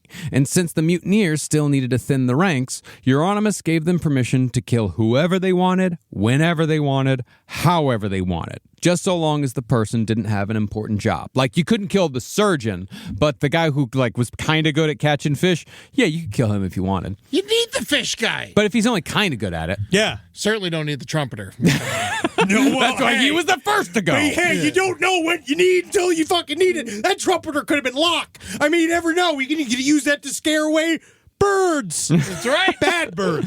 Oh, and by the way, all this occurred a little over a month after the Batavia was shipwrecked. And by my reckoning, all of this took place in the first week that Jeronimus took control. All of this. God. So far. Yeah, we're not even. This is what I'm saying, guys. Like, we're not even in the end of this. It's just keep getting bigger. Yeah. Now, can I? The one thing I keep thinking about: did they save the gold? The jewels and stuff? I'll get to what they did with the gold in a second. It's fucking so stupid. But with so many murders, some were bound to go awry, and few went as badly as the execution of 2 men Jeronimus condemned to death after they were falsely accused of stealing food. The first victim here was easy. He had his throat slit as he begged to say his prayers before death, a request that was denied. No God here. The second victim, however, was far more resilient. Or, at the very least, I think the guys kind of got a little cute with it and decided to make this murder far more brutal. Problem was, they didn't have the tools to do it right. The second guy was stabbed in the chest repeatedly. Ow, ow, ow, ow, ow, ow, ow. But the knife snapped. A second knife was used. Ow, ow, ow, ow, ow. But that one broke too. Why are you doing this? Stop it. One of the mutineers then grabbed a pair of daggers and drove them into the victim's neck. But okay, I like that one. There is something kind of funny about someone getting stabbed in the neck. I don't know what it is. But the mutineer managed to miss the veins, the arteries, and the windpipe. You fucking piece of shit! Fucking suck at this! You bitch! You can't fucking kill anybody! Those daggers also broke, and the victim was still alive. I'm fucking gonna kill him! I'm gonna live forever! Oh, fuck you piece of fucking shit! Finally, the executioner had to dig into the victim's wounds to find a sliver of a broken knife that was sharp enough. And when he did, he ended the farce by slitting the victim's throat. It took so long. And they broke like 6 knives. What the fuck? Drowning was working so well. Just drown them. But it's not as fun. No. Honestly, with these guys, they get such a taste for murder, and they start to get inventive with it. Like, they want to see all the different ways that a man can die, and they like watching men die. It's entertainment. It's like why people go to executions, or why they went back in the day, because they liked seeing people die. And these psychopaths, they get the opportunity. It's like every serial killer's fucking wet dream. Yeah. It's the opportunity to just go onto an island and be able to kill whoever you want, whenever you want, however you want, without consequence. And not only that, you've got people backing you up. God, the dream. Maritime law. Now, the timeline is a little hazy here, but from what I can tell, after 6 weeks on the island and about a month after Jeronimus took total control, his men had continuing murdering people at such a rate that they'd successfully killed no less than 50 men, women, and children. Where Batavia's graveyard had started with 140 survivors, they were now down to 90, and Jeronimus wasn't even halfway done. But killing, of course, can only take up so much time in your day. And with the 3 eastern islands firmly under their control, the mutineers' chief enemy soon became boredom. I'm bored. It was so long. I spent a good amount of time fishing that piece of knife out of that guy. You saw what we did. Yeah. And it was funny how he yelled. It was funny. I even just the memory of it. And then we did that skit where we reenacted the murder. That was fun. The writing was tense because of the rewrites you insisted on. Well, I said when you called him an asshat, I didn't mean to make a hat out of his ass. Yeah, but this is what the audience wants. They want more creativity. They want us to dig deeper. But now, honestly, after the live show, I'm bored again. What do you guys think about going back to the mousetrap game and actually playing the game? We don't just build up the trap and then set the trap. We play the game this time. But then I just get lost in all the possibilities of all the traps. I'm just going to make dominoes out of these rocks. Go get me my clove oil. I need to teach Domino something. Well, some men spent their time catching fish and birds. Others devoted their day to more death. They made homemade morning stars from clubs, strips of lead, and long iron nails affixed to short lengths of rope. These guaranteed painful, drawn-out deaths, which, as I just said, were themselves a form of entertainment. Fishing's a fine hobby. It's a very popular hobby. People do it. There's like television shows devoted to it. Bored. I don't like fishing. It's just sitting and waiting. I hate fishing. You know what I like? Pushing a woman down in the sand. You could kill the fish if you want. Nah, it's not the same. It doesn't make any noise. Well, as far as what Jeronimus did when he wasn't giving out orders, this answers your question. He invited his men into his tent to run their fingers through the treasures he'd managed to salvage from the Batavia's holds. Oh, I thought you were going to say through his hair. I don't have any hair. I don't need it. And this is all while he told them that these treasures were nothing compared to the riches they'd earned from their future careers in piracy. Yeah. It's basically story time. And he's further manipulating these men. He's driving the idea into their heads, like, if you keep acting like a monster and you keep doing what I say, this will be the rest of your life. These treasures. Nothing but gold pieces. And gold and silver in our mouths and our hands. Look and see all the treasures that lie in wait. But the people who you could give the treasure to for things are the people who are going to kill you once they found out what you did. No, right? I'm telling you, I think Get the pikes, get the axes, get some small knives. Well, there were actually plenty of ports back in these days that were pirate cities, basically, where these people could go and trade for goods, with their, ill-gotten gains. Very similar to back in the day when we covered Billy the Kid and like those places that you went to. Blackbeard, you mean? Yes. Not Billy the Kid. No, but I mean actually like Billy the Kid. Oh, the fences. Yeah, when he'd go hang out at like specifically criminal-only places. Yeah, towns, yeah. But fantasies would only hold the attentions of Jeronimus and his gang for so long. So on July 15th, Jeronimus ordered the execution of everyone remaining on Seals Island, except for the women.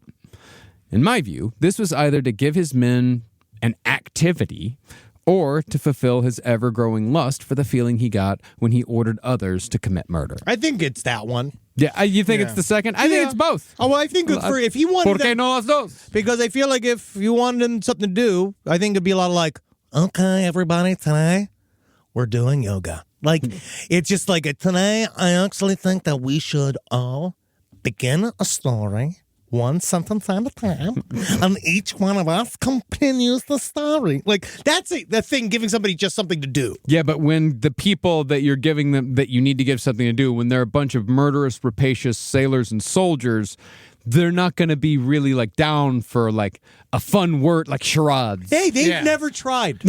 once you kill like 50 people, you pretty pretty much have to kill everyone else, too. Basically, yeah. Well, you just have to start going down the list, going down the line. But no matter the motivation, what followed on Seals Island is true savagery unleashed, an indiscriminate slaughter of the innocents committed by men who were proving that at certain points in history, devils have walked this earth. I love this guy writing the script. I love this story. Thank you. Now, this butchery was committed by just 7 men armed with swords, daggers, and, of course, their homemade morning stars. Leading them was former VOC assistant David Zavank, who never missed an opportunity to participate in a mass murder. You know what he reminds me of a lot for some reason? You know the Elijah Wood character from Sin City? Yeah. Like the thing where you could kind of just see his like you could just see him wearing glasses, but you can't see his eyes. Like he just stands and just quietly murders people. Mm-hmm. Oh, he also yelled quite a bit. He gave a lot of orders. He was a very active man. Hey. Yeah. You know, again, don't want to be bored. I mean, if you could compare him to anyone, I'd put him more as, like, say, a commandant in, like, an Einsatzgruppen. Cool. Yeah. Great. And so, once the attackers disembarked from their boat to enact the massacre on Seals Island, one of the mutineers, in a move that effectively announced that no one was safe from what was about to come, he stabbed a child in the chest as his first move.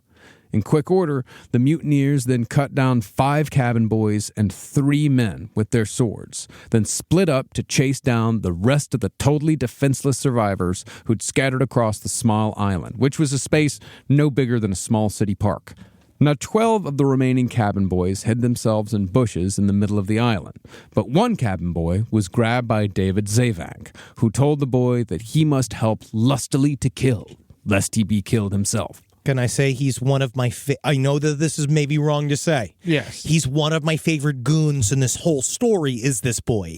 They had taken him from the Cape when they had stopped. He was like from Sierra Madre. Yeah. He was this kid that literally he spoke no English and they got across to him but there was something about this 15-year-old boy where he was like, okay. And he was like, he wasn't angry about it. Yeah. And so he had to go kill the other boys. Yeah, he's like, I don't know these motherfuckers. I'll kill them. Yeah, fuck yeah, cool, great. He was damn near a stowaway. Yeah. Well, the 15-year-old cabin boy agreed to the terms, and after being handed a knife, he chased down one of the other boys before pinning him to the ground and stabbing him to death. Boy, oh boy, I get to do this for fun. Yay! Thank you, mister. But once the mutineers tired out, they dragged the wounded to the sea, 6 people, and held their heads under the water until they drowned. 4 pregnant women were found, but spared. Aww. And the mutineers returned to Batavia's graveyard with the newly murderous cabin boy recruit, having killed 16 people. Oh, gee willikers, guys, this was the best afternoon I ever had. Thank you so much for having me. I hope I get to kill boys tomorrow. Can I get some soup? Today, you are a cabin man. Oh, yeah, that's what I like to hear, buddy. Absolutely. So we can go, oh, what's that smell? Is that clove oil? Now, from what it seems like, Jeronimus considered the massacre to be a bit of a half-step. A few days later, he ordered his followers to sail back in the middle of the night to finish off the cabin boys who'd hid in the bushes. And once the group of 12 were found, most were bashed to death with morning stars and stabbed with daggers. Meanwhile, in another horrific loyalty test, the new cabin boy recruit they'd picked up last time they were on Seals Island, they ordered him to murder the 4 pregnant women they'd spared. And the cabin boy did as he was told by slitting the throats of all 4 while they slept. Sure thing, boss. It's like I'm killing for 2. Yeah, and now I got 8, right? That's me, child killer. Yeah, you're fine. You're good. You're doing good. Right? Yeah, you're doing real. I'll kill you. Shut the fuck up. Get this fucking kid away from me. I Hey, can't yeah, I'm stand ready up. to kill again. Okay, yeah. I'm bored. Great. I'm bored. Great. What? Hey, look. I'm bored. Oh, yeah, all right. Go kill this pregnant woman. Yay! I hate him. Well, 3 cabin boys survived the second massacre on Seals Island, but were caught almost a week later when they emerged from hiding. 2 of them were brought back to Batavia's graveyard and drowned, while the third begged for his life and ultimately joined the men who'd been trying to kill him for days on end. Now, by this point, Jeronimus had ensured that almost every one of his followers had murdered someone, but he'd never actually killed anyone himself. Whoa, it's like MS-13. That all changed, however, when Jeronimus decided to murder an infant, which is either the easiest or hardest murder, depending on your point of view. Easiest. It's easiest. Yeah. It's much easier than stabbing that man to death with all the different knives. Yeah, that's what I mean. But Yeah. at this point, you see so much death. Yeah. This is like, it's like, finally, I get an easy one. Yeah, to me, honestly, even emotionally, it's kind of easier in a way because, the thing about it is that you can just chuck it in the ocean. You could just leave it outside. It goes. I could kill a man easier than I could kill a baby, but I could kill a baby easier than I could kill like a 6-year-old. Now, I thought about it. Yeah. Definitely kill a baby easier than a 6-year-old. Yeah. No, for sure. Yeah. Yeah, and I think it'd be harder to kill a 6-year-old than a 13-year-old. Yeah, Just because absolutely. they're stronger. Yeah. Oh, I'd kill a 13-year-old on the drop of a fucking hat. unfortunately. These are the thing. I didn't sleep well last night, so I had a lot of time. I just spent 4 hours just so I could rolling through things. God, yeah, I didn't sleep well either. I almost killed a 17-year-old last night. I'm talking about Tootsie. She could not stop barking. See, Batavia's graveyard was home to quite a few mothers in the beginning, but there had been one infant who'd been crying every night and keeping people awake. Jeronimus was particularly annoyed, so he opened his apothecary satchel, salvaged from the Batavia, and mixed a potion called Mercurium Sublimatum to kill the baby. But, as I said on the first episode, Jeronimus was a shitty apothecary. So while the poison did quiet the baby down somewhat, it didn't do its ultimate job. Instead, Jeronimus just put the baby in a kind of half coma. But he, of course, didn't have the stones to finish the job himself. Well, instead, Jeronimus forced upper merchant Pelsart's clerk to kill the baby. Yeah, you done. Partly as a little fuck you to Pelsart, and partly because Jeronimus knew that the clerk was a coward who'd do anything Jeronimus told him to do. Because I'd imagine killing a baby might have been too much to ask for some of Jeronimus's mutineers. Yarrrr, I tell you, I don't have any problems with killing the baby, but can I fuck it first? I don't mean to be. I'm not trying to make I'm people not upset. doing it if I gotta fuck it after. Listen, I'm just I'm just curious, and this is a safe space for me to ask these questions. Yarrrr, it is. So he didn't kill the baby. No, he didn't. So he sucks. Yeah. He He's a can't bitch. even kill a baby. Yeah. No. In the end, he actually didn't kill anybody because it was the clerk who did it. Because after fetching the clerk, Jeronimus and his followers went to the infant's tent and took it from its mother's arms. Jeronimus then told the clerk, quote, Here's a half-dead child. You're not a fighting man. Here's a little noose. Go over there and fit it so that we here on the island do not hear so much wailing.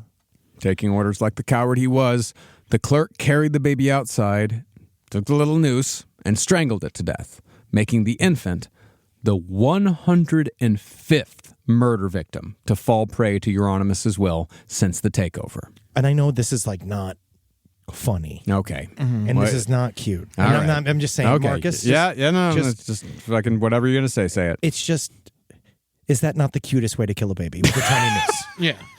That is just the cutest sort of way to execute a baby. Yeah, you know what? Granted. And when you're on an island, like a desert island, away from everyone in the world, there is little noose. But You're really sometimes, not getting. but the key is that no noose is It's good news. Most of the time. You're right. What they say. No, unfortunately for the rest of the survivors, 105 people murdered still didn't get the mutineers close to their goal of ultimately bringing down the population down to 45 or less. So the massacres continued, one after another. The next mass killing involved the family of the aforementioned minister, Gisbert Bastions. It's a hard name. Gisbert had brought... Gisbert. We can just call him the American Gisbert. Gisbert, yeah. Gisbert had brought 7 of his 8 children on the Batavia to join him on Java, where he had planned to be a spiritual leader to the Dutch settlers. This is my son, Gisbert Jr. This is Gisman. This is Giz Sons. This is my daughter, Gizizian. This is my other son, Gisbert the Third. They're all named after what made them. semen. big old pie semen coming from my balls. Don't forget my daughter Jismin. She's Jismin because she's also mostly jizz. What do you think holds her together? That is what holds a woman together. Jizz. Yeah. People are going to love that. They really are. They really are. It's a womb-shaped island. Yeah, very much so. I know exactly what it looks like, too, because I can measure it by the size of my fist. Now, Minister Bastians believed at this point that his family was safe because his daughter had been courted by a mutineer who'd murdered half a dozen people already, and the minister had encouraged this engagement in the hopes that it would keep his family alive. But the quota of 45 had to be met. Sands are tied. And Jeronimus was playing a larger game besides. A few days after the massacre on Seals Island wrapped up, the minister and his daughter, the one engaged in the mutineer, they were lured away from their family tent with the promise of a meal. Pretty much the same game that he played with Hans. Let me just ask you this. How does a hamburger sound? Good. Yeah? How much jizz is on it? Sure, as much jizz as you put on it, Jizmark. You know what I'm saying? 6 o'clock on the dot. Dinner reservations. See you in my bed. Well, while they were gone, David Zavank and 8 other mutineers dug a grave pit as deep as they could manage, then snuck over to the minister's tent armed with hatchets and daggers. Excuse me, what is that pit for? Are you making a pool?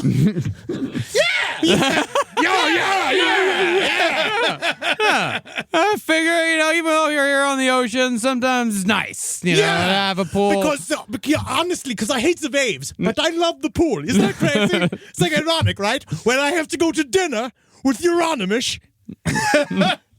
Well, the first person killed at the minister family tent was the family servant, called from the tent, then stabbed and left to die. With her out of the way, Zavank entered the tent with his men, grabbed their oil lamp, and said, quote, "Here has been reported hidden goods of the company that we will search for, and we will get them." With that, Zavank blew out the lamp, and in the pitch black, murdered the minister's wife and children, aged 8 to 23, by caving in their skulls or beating them to death. 7 kids in all.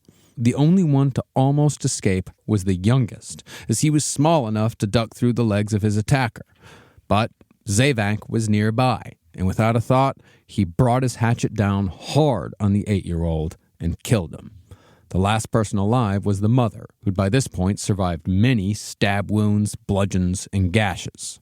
So, a mutineer finished her off by turning her skull into mush, and once everyone was dead, the corpses were dragged to the freshly dug grave pit and tossed inside. Now, this is a dish I like to call macaroni and cheese. But it's made, as you can see here, the cheese is bird shit, Ah, and the noodles, birds' intestines. ah. But if you can just close your eyes for a second, it's like you're eating mac and cheese. Just the sound of it. The sound of it reminds me of mac and cheese. Kind of reminds me of... Is my family okay? Yeah. I heard that they were checking out the pool. It is a little easier to joke about the victims when it's 500 years ago. Oh, yeah, It's dude, much that's easier. It's the oldest rule of comedy. Tragedy plus time equals comedy. Yes. Yeah. Now, the minister was quite understandably broken by the murder of his wife and children. The day after the massacre, he was ordered to stop weeping and get back to work. And when the minister did as he was told, Jeronimus's ultimate plan concerning the murder of the minister's family was complete. See, in addition to bringing the island's numbers down, Jeronimus had ordered the murder of the minister's family to maintain control over his gang. With the island's only man of God an empty husk, it was less likely for him to convince people that murder was wrong, or to even introduce the idea of guilt over everything they'd already done. That left the amoral Gnostic dogma preached by Jeronimus himself as the only philosophical game in town, and Jeronimus used his dogma to shield the mutineers from fear of criticism or divine retribution. As author Mike Dash put it, Jeronimus had created a society where his followers owed loyalty to him and him alone, where they were bound together not only by their crimes, but also by their rejection of conventional authority. As such, Jeronimus told his followers to reject the VOC rules that had previously stopped them from blaspheming and swearing. And to add insult to injury, he even encouraged them to openly ridicule the minister in his grief. Which is usually fun. That's the thing. It's usually really fun to make fun of a minister, a priest, any man of God. Open, like you can make fun of any of them. One of the funnest things to do is to break a priest's faith. Yeah. I can't imagine how powerful and how fucking awesome and how thickly I would jizz to do that. Yeah. But You can't do it by killing his entire family, though. No, you want to that's do the it. problem. Truly, the way to do it, bottoming him into submission. Yeah, without The key any is, clove oil. Your goal is to not fucking him. He fucks you. Oh, and you are power bottoming. If you power bottom a priest Pull the hard crowd. enough, it does kill God in his heart. And I think that's important for our gay men out there to get that going. Yes. And I think that Jeronimus, sadly, he proved a point. He's like, what's God? God isn't saving you. Yeah. And I'm the only authority here that is making anything happen. I fucking hate when people give agnostics a bad name. These are This is Gnostic. Gnostic. Gnostic is all about God is a power. It's like it was a whole thing. It's in the Dead Sea Scrolls. They pulled it all out of the Bible. Gnosticism essentially believes that you don't need the church to gain the power of Christ. Like you can literally talk to God yourself. Yeah, okay. but what He's got a whole thing. But what Jeronimus specifically took from it is that Gnostics also believe that God and the devil are of equal power. Yeah. And that so if God and the devil are of equal power, therefore there's really no such thing as good or evil, because good and evil are equal, and it can be like it can be looked at in a bunch of different ways. But Jeronimus specifically perverted that belief to say like, well, if there's no good and evil, then that means no sin exists, which means that I can do anything I want without any sort. Like he still believed he could go to heaven.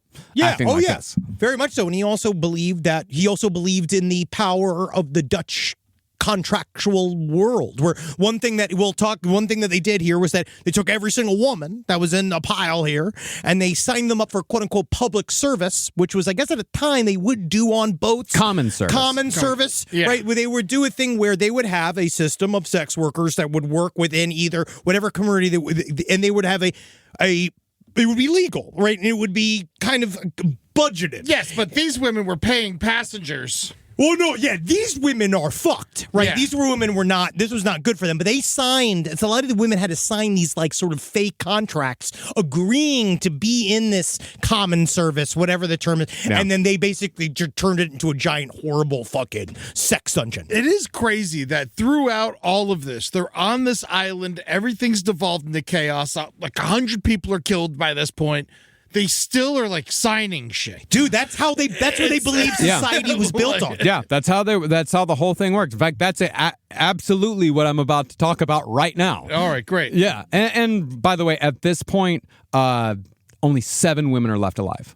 Most of them have been killed at this point, either for being too old or for being pregnant. But yeah, only 7 women are still alive out of the 22 that started off on the journey. Fucking shitty party. Yeah. Yeah.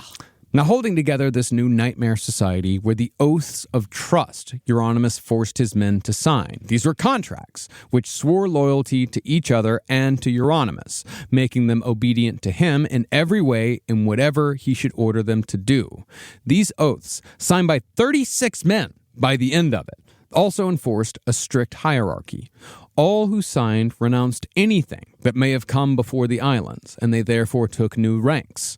Jeronimus, for example, the former lowly undermerchant, was now known as the Captain General. Yes. Two things, Captain and General. I'm a captain General. and I'm a general. I wanted to be an admiral too, but they said that was too much because they said it was too long of a name. Captain there's- General Admiral. No more boat. Yeah, no, honestly, we're in the water. So the Captain General's fine. I wanted to actually be super wizard. But then everyone just said, what's a wizard? And I was just like, it's a guy that, whatever. Yeah.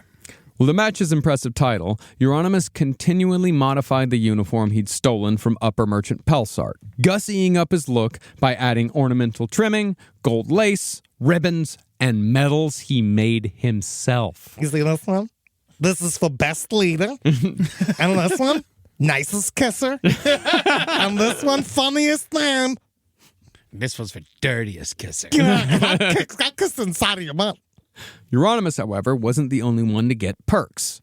The mutineers, who'd proved to be more violent and murderous than all the others, were given 2 rows of ornamental trimming to add to their outfits. And the men who held the highest status in the gang were the ones who'd recently killed the most people. So you had to keep killing in order to stay up top. It was like a leaderboard. Yeah, or like a scout badge. Yeah. Hey, man. The beds of the closers. Now, when it came to new recruits who really took to the murder aspect of being in Jeronimus's gang, there were none who went through a more drastic change than cabin boy Jan Pelgrim, who became such a terror that he was mentioned in several journals. Once Pelgrim joined the gang, he became the typical overzealous convert, swearing far more than was necessary and mocking God with the energy that only a teenager can muster. From accounts, Pelgrim would run around the island yelling things like, quote, Come now, devils with all the sacraments, where are you, huh? I wish that I now saw a devil. And who wants to be stabbed to death? I can do that very beautifully. His fucking voice is like a goddamn dagger. Yeah! I'll kill you again and again. Yeah, I know you will. I know, Jan. Yeah! I know, Jan. Jan, I know, Jan. Jan, time to calm down. I'm bored. I want to kill a pregnant woman. I want to make a woman pregnant. I want to kill a pregnant woman. That takes time. But These kids have no patience. But Pelgrim's claim that he could stab someone to death very beautifully was all talk, but not because he lacked the will. Since Pelgrim was very small and weak for his age, he was ironically the only person on Batavia who didn't have the strength to murder anyone. Come here. Come here, damn it. Ow. Shut up. Get the fuck off of me. You see him fighting with a bird. Wrestling with a bird. I'll get you, bird. Yeah, the baby was already dead by the time Pelgrim got on board, so the easiest death was already taken. I just wish there was one more baby. But didn't he kill another boy? No. Oh, okay. This is a different boy. Henry used the same voice for 2 different boys. It's the other. that's It's what my happened. boy. It's my anonymous boy, cabin boy voice, and my anonymous sailor voice. Okay, Yeah, gotcha. same across the Same board. across the board. Well, in one particularly pathetic display, Jeronimus, after being pestered by Pelgrim for weeks, finally gave his overzealous convert permission to kill the cabin boy who mended the fishing nets. Thank you. This, however, was actually Pelgrim's second attempt at murder, as sometime earlier, he'd failed to strangle one of the women due to his puny frame, and one of the mutineers had been forced to finish the job for him. Is this Hezbollah? That's what this feels like. It feels like it's Hezbollah. Yeah, like little 2 MMA fighters, yeah.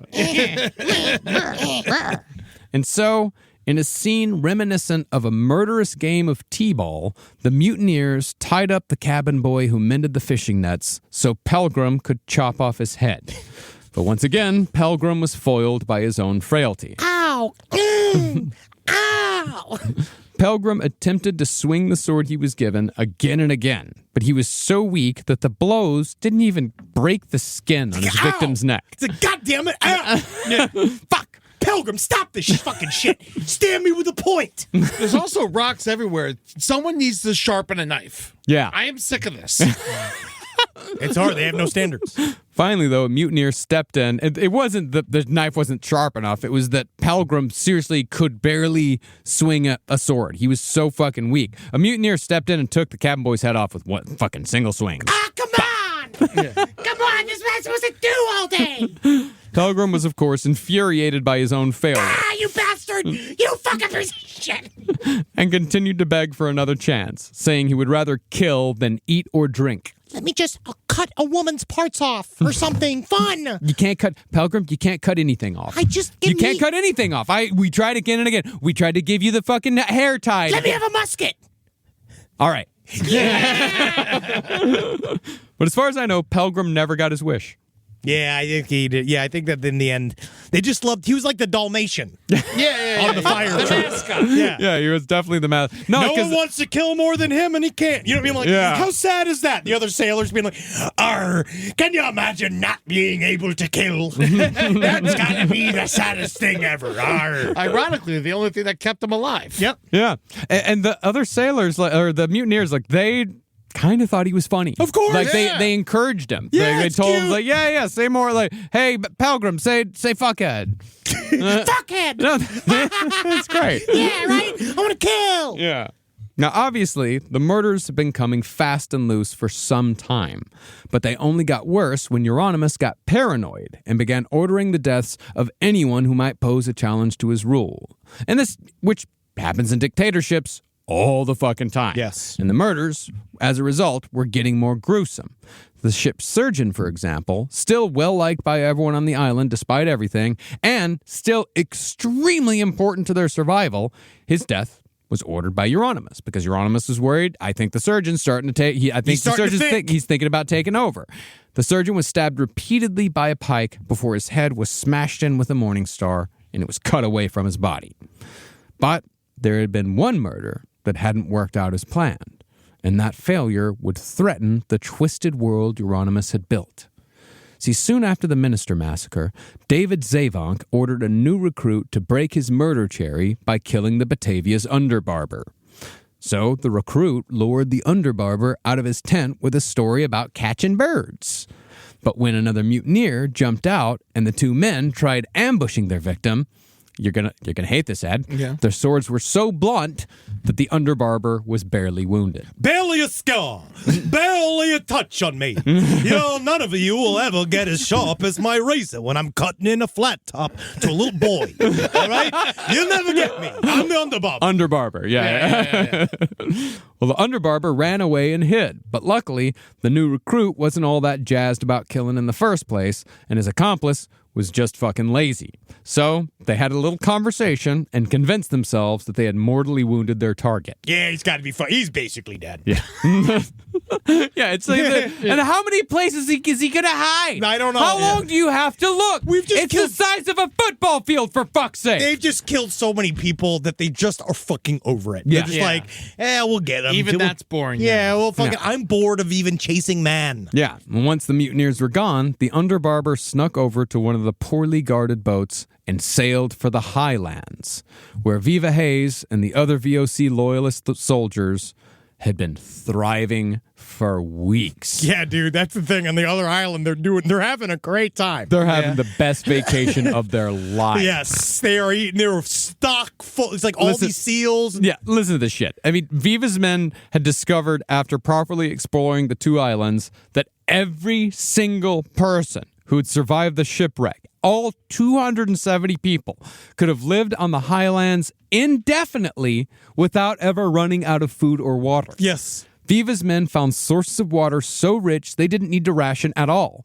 And each man had his fill of fish and birds and eggs. They said that like all the birds like laid eggs as large as a hen's egg. You wouldn't even believe. Yeah. And it's just amazing. Ah, God, we were like, I like mine poached. Yeah. That's what we were doing. They even discovered a mammal to eat. There was a type of wallaby called a tamar. Viva's men called them cats.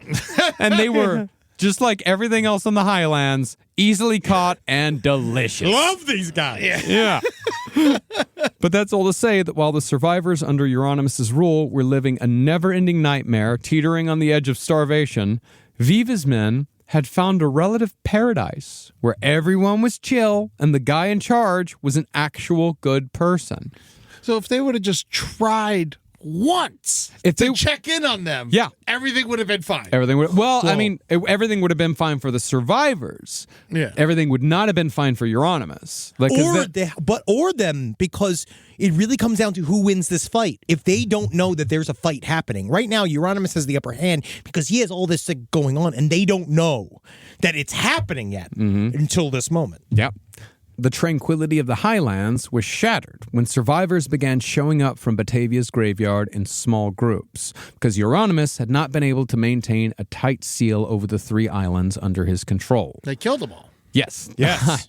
I was wondering what you're going to do with that. 8 survivors had managed to escape the initial massacre on Seals Island by raft, and a further 20 washed up in groups of 4 or 5 from Batavia's graveyard itself, including the underbarber. That meant that people have been showing up on Viva's Island since, like, mid-July. You know, they'd been coming in steadily. So they had an idea. They knew exactly what was going on. Every single one of them came on shore was like, they're fucking killing people over there, man. We're crazy. Well, because also the big thing was that they lit the fires, and Jeronimus and crew was supposed to come immediately. When they lit those fires, they were all supposed to come over and hang. That was the idea of come get them, bring them back. We're going to ferry this back and forth. And as soon as they lit the fires, I was like, a day passed, another day passed, and they're like, oh, shit's actually very real on that island over there. Yeah, something bad's going down. And remember, they don't have any rafts. They're stuck there waiting for someone to come get them. And there's 70 of them. They're at this point over on the other island. On High Island. On High Island, at this point, there's 50. Okay, cool. But when you include all the people that have come over, like all the refugees from Batavia's graveyard, there's 50 people there. And it soon became clear to Viva Hayes that eventually Jeronimus and his gang would definitely mount an attack to keep their piracy dreams alive. But while Hayes found himself in command of 50 people, that outnumbered Jeronimus' crew by almost 15 men. The problem was that they had no weapons. Because remember, Jeronimus had confiscated everything. He had the swords, he had the muskets. So Viva and his men fashioned pikes affixed to 16-inch iron nails using wood that washed up on shore. And they also made their own homemade morning stars. They gathered lumps of coral to throw and fashioned catapults made from rope and tree branches to hurl rocks. Eventually, Viva's group took to calling themselves the Defenders. And it's with the inevitable war between the two camps, War. And the return of Upper Merchant Pelsar that will finish our series on the Batavia next week. Fuck. Yes. And these guys are all soldiers, These guys are all soldiers. These guys are soldiers. They're trained. And these are the best soldiers, too. Yeah. Next week, we will get into some of the strategies, but I am not kidding when I say the ending of this story devolves into one of the it's like an action sequence out of any movie. It's crazy. Out of any fucking big massive, because this is going to go down to the very last minute. Yeah, and the epilogue is also insane. Yes. Also, I want to say I got you both a present to help us not get into this situation ever. Oh, okay. Are you ready for this? Yeah, what you got? I got it with me. You have a gun? No, it's nutmeg. It's a lifetime supply. Oh, wow, nutmeg. Thanks. Yeah. Oh, wow, Finally. and it's super warm from being in your pocket. Yeah. Thank you I took it to the bathroom with me when Wow. I Great. You know what's also perfect is I found out that you can get high from nutmeg, but the high is so horrifying that it actually can shatter your brain. Yeah, that's the reason why nutmeg is still sold in stores. If the high was good, it would be illegal. Well, we got a long weekend. Yeah, let's try it. Because you know what's the perfect day to get high on nutmeg? President's Day. Coming this Monday. Go and enjoy it. Go to patreon.com/lastpodcast and have to watch us do this show again and again and again for the rest of your precious little lives. And go on all of the socials at LP on the left, TikTok, Instagram. That's where we do our social promotions. And don't forget to go. And don't forget, I mentioned the stream earlier on the episode. You can watch our stream live. Last stream on the left. We've been doing it for years. You can watch it live on our Patreon, or you can see it after the fact on our Last Podcast on the Left YouTube page. On that same page, you can also find all of the other LPN streams. And if you want to watch those live, you can go to twitch.tv/LPNTV. Go do it, and just know we will see you next Tuesday. Oh, yes. Yeah. And also, when you're doing the Patreon, make sure you watch this show. You can see our faces. You can see Henry bouncing around as a cabin boy the whole time. It's a lot of fun. Also, we're hitting the road. We're coming for you. We're hitting the high seas. That's right. This is very appropriate today. It really is. As of today, you can officially join Henry and I via ticket on as of today, you can officially buy tickets to Crime Wave at Sea. .com/left. Buy tickets. You can come and see us like we are going to. And again, what we talked about Inside Stories, What this is going to be so stupid and ridiculous. Yeah. I have no idea if it's ever going to happen again. You do need to come and join Eddie and I. Please save us. Yes, we will be there. We're going to go to the Bahamas, and then we're going to do the fucking belly flop contest. Dude, we're fucking I'm locked so in with excited. you. If you come on this cruise, we're locked in with you. So. I cannot escape. So please check that out. And also, we're going to be in Dallas in a couple weeks on February 22nd. And then after that, Nashville. And we're doing Detroit. Yeah, we got a bunch of shit. Toronto Go and check it Atlanta. out. And more dates to come, actually. More So- dates to come very soon. Very soon. All right, you fuckers. That's on lastpodcastonleft.com. And you guys can go fuck yourselves. Well, Lovingly. no, Come no. on. I mean, come on, no. Lovingly. Yeah, lovingly fuck each other Yeah, sure. to completion. If you could. Yeah. Hail Satan. Again. God, all these people suck. You know what? We heard the word Morningstar a lot today. Hail Travis Morningstar. Yeah. Oh, wow. Yeah, Oh, nice. yeah, nice. yeah. And I hope his body's not used to decapitate a child.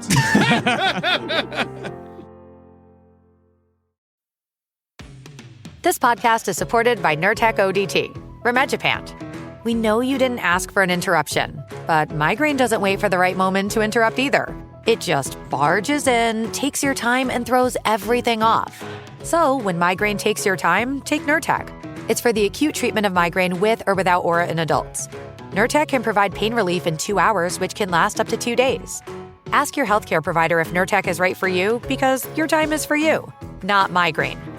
Don't take if allergic to Nurtec ODT. Allergic reactions can occur even days after use. Get help right away for trouble breathing, rash, swelling of face, mouth, tongue, or throat.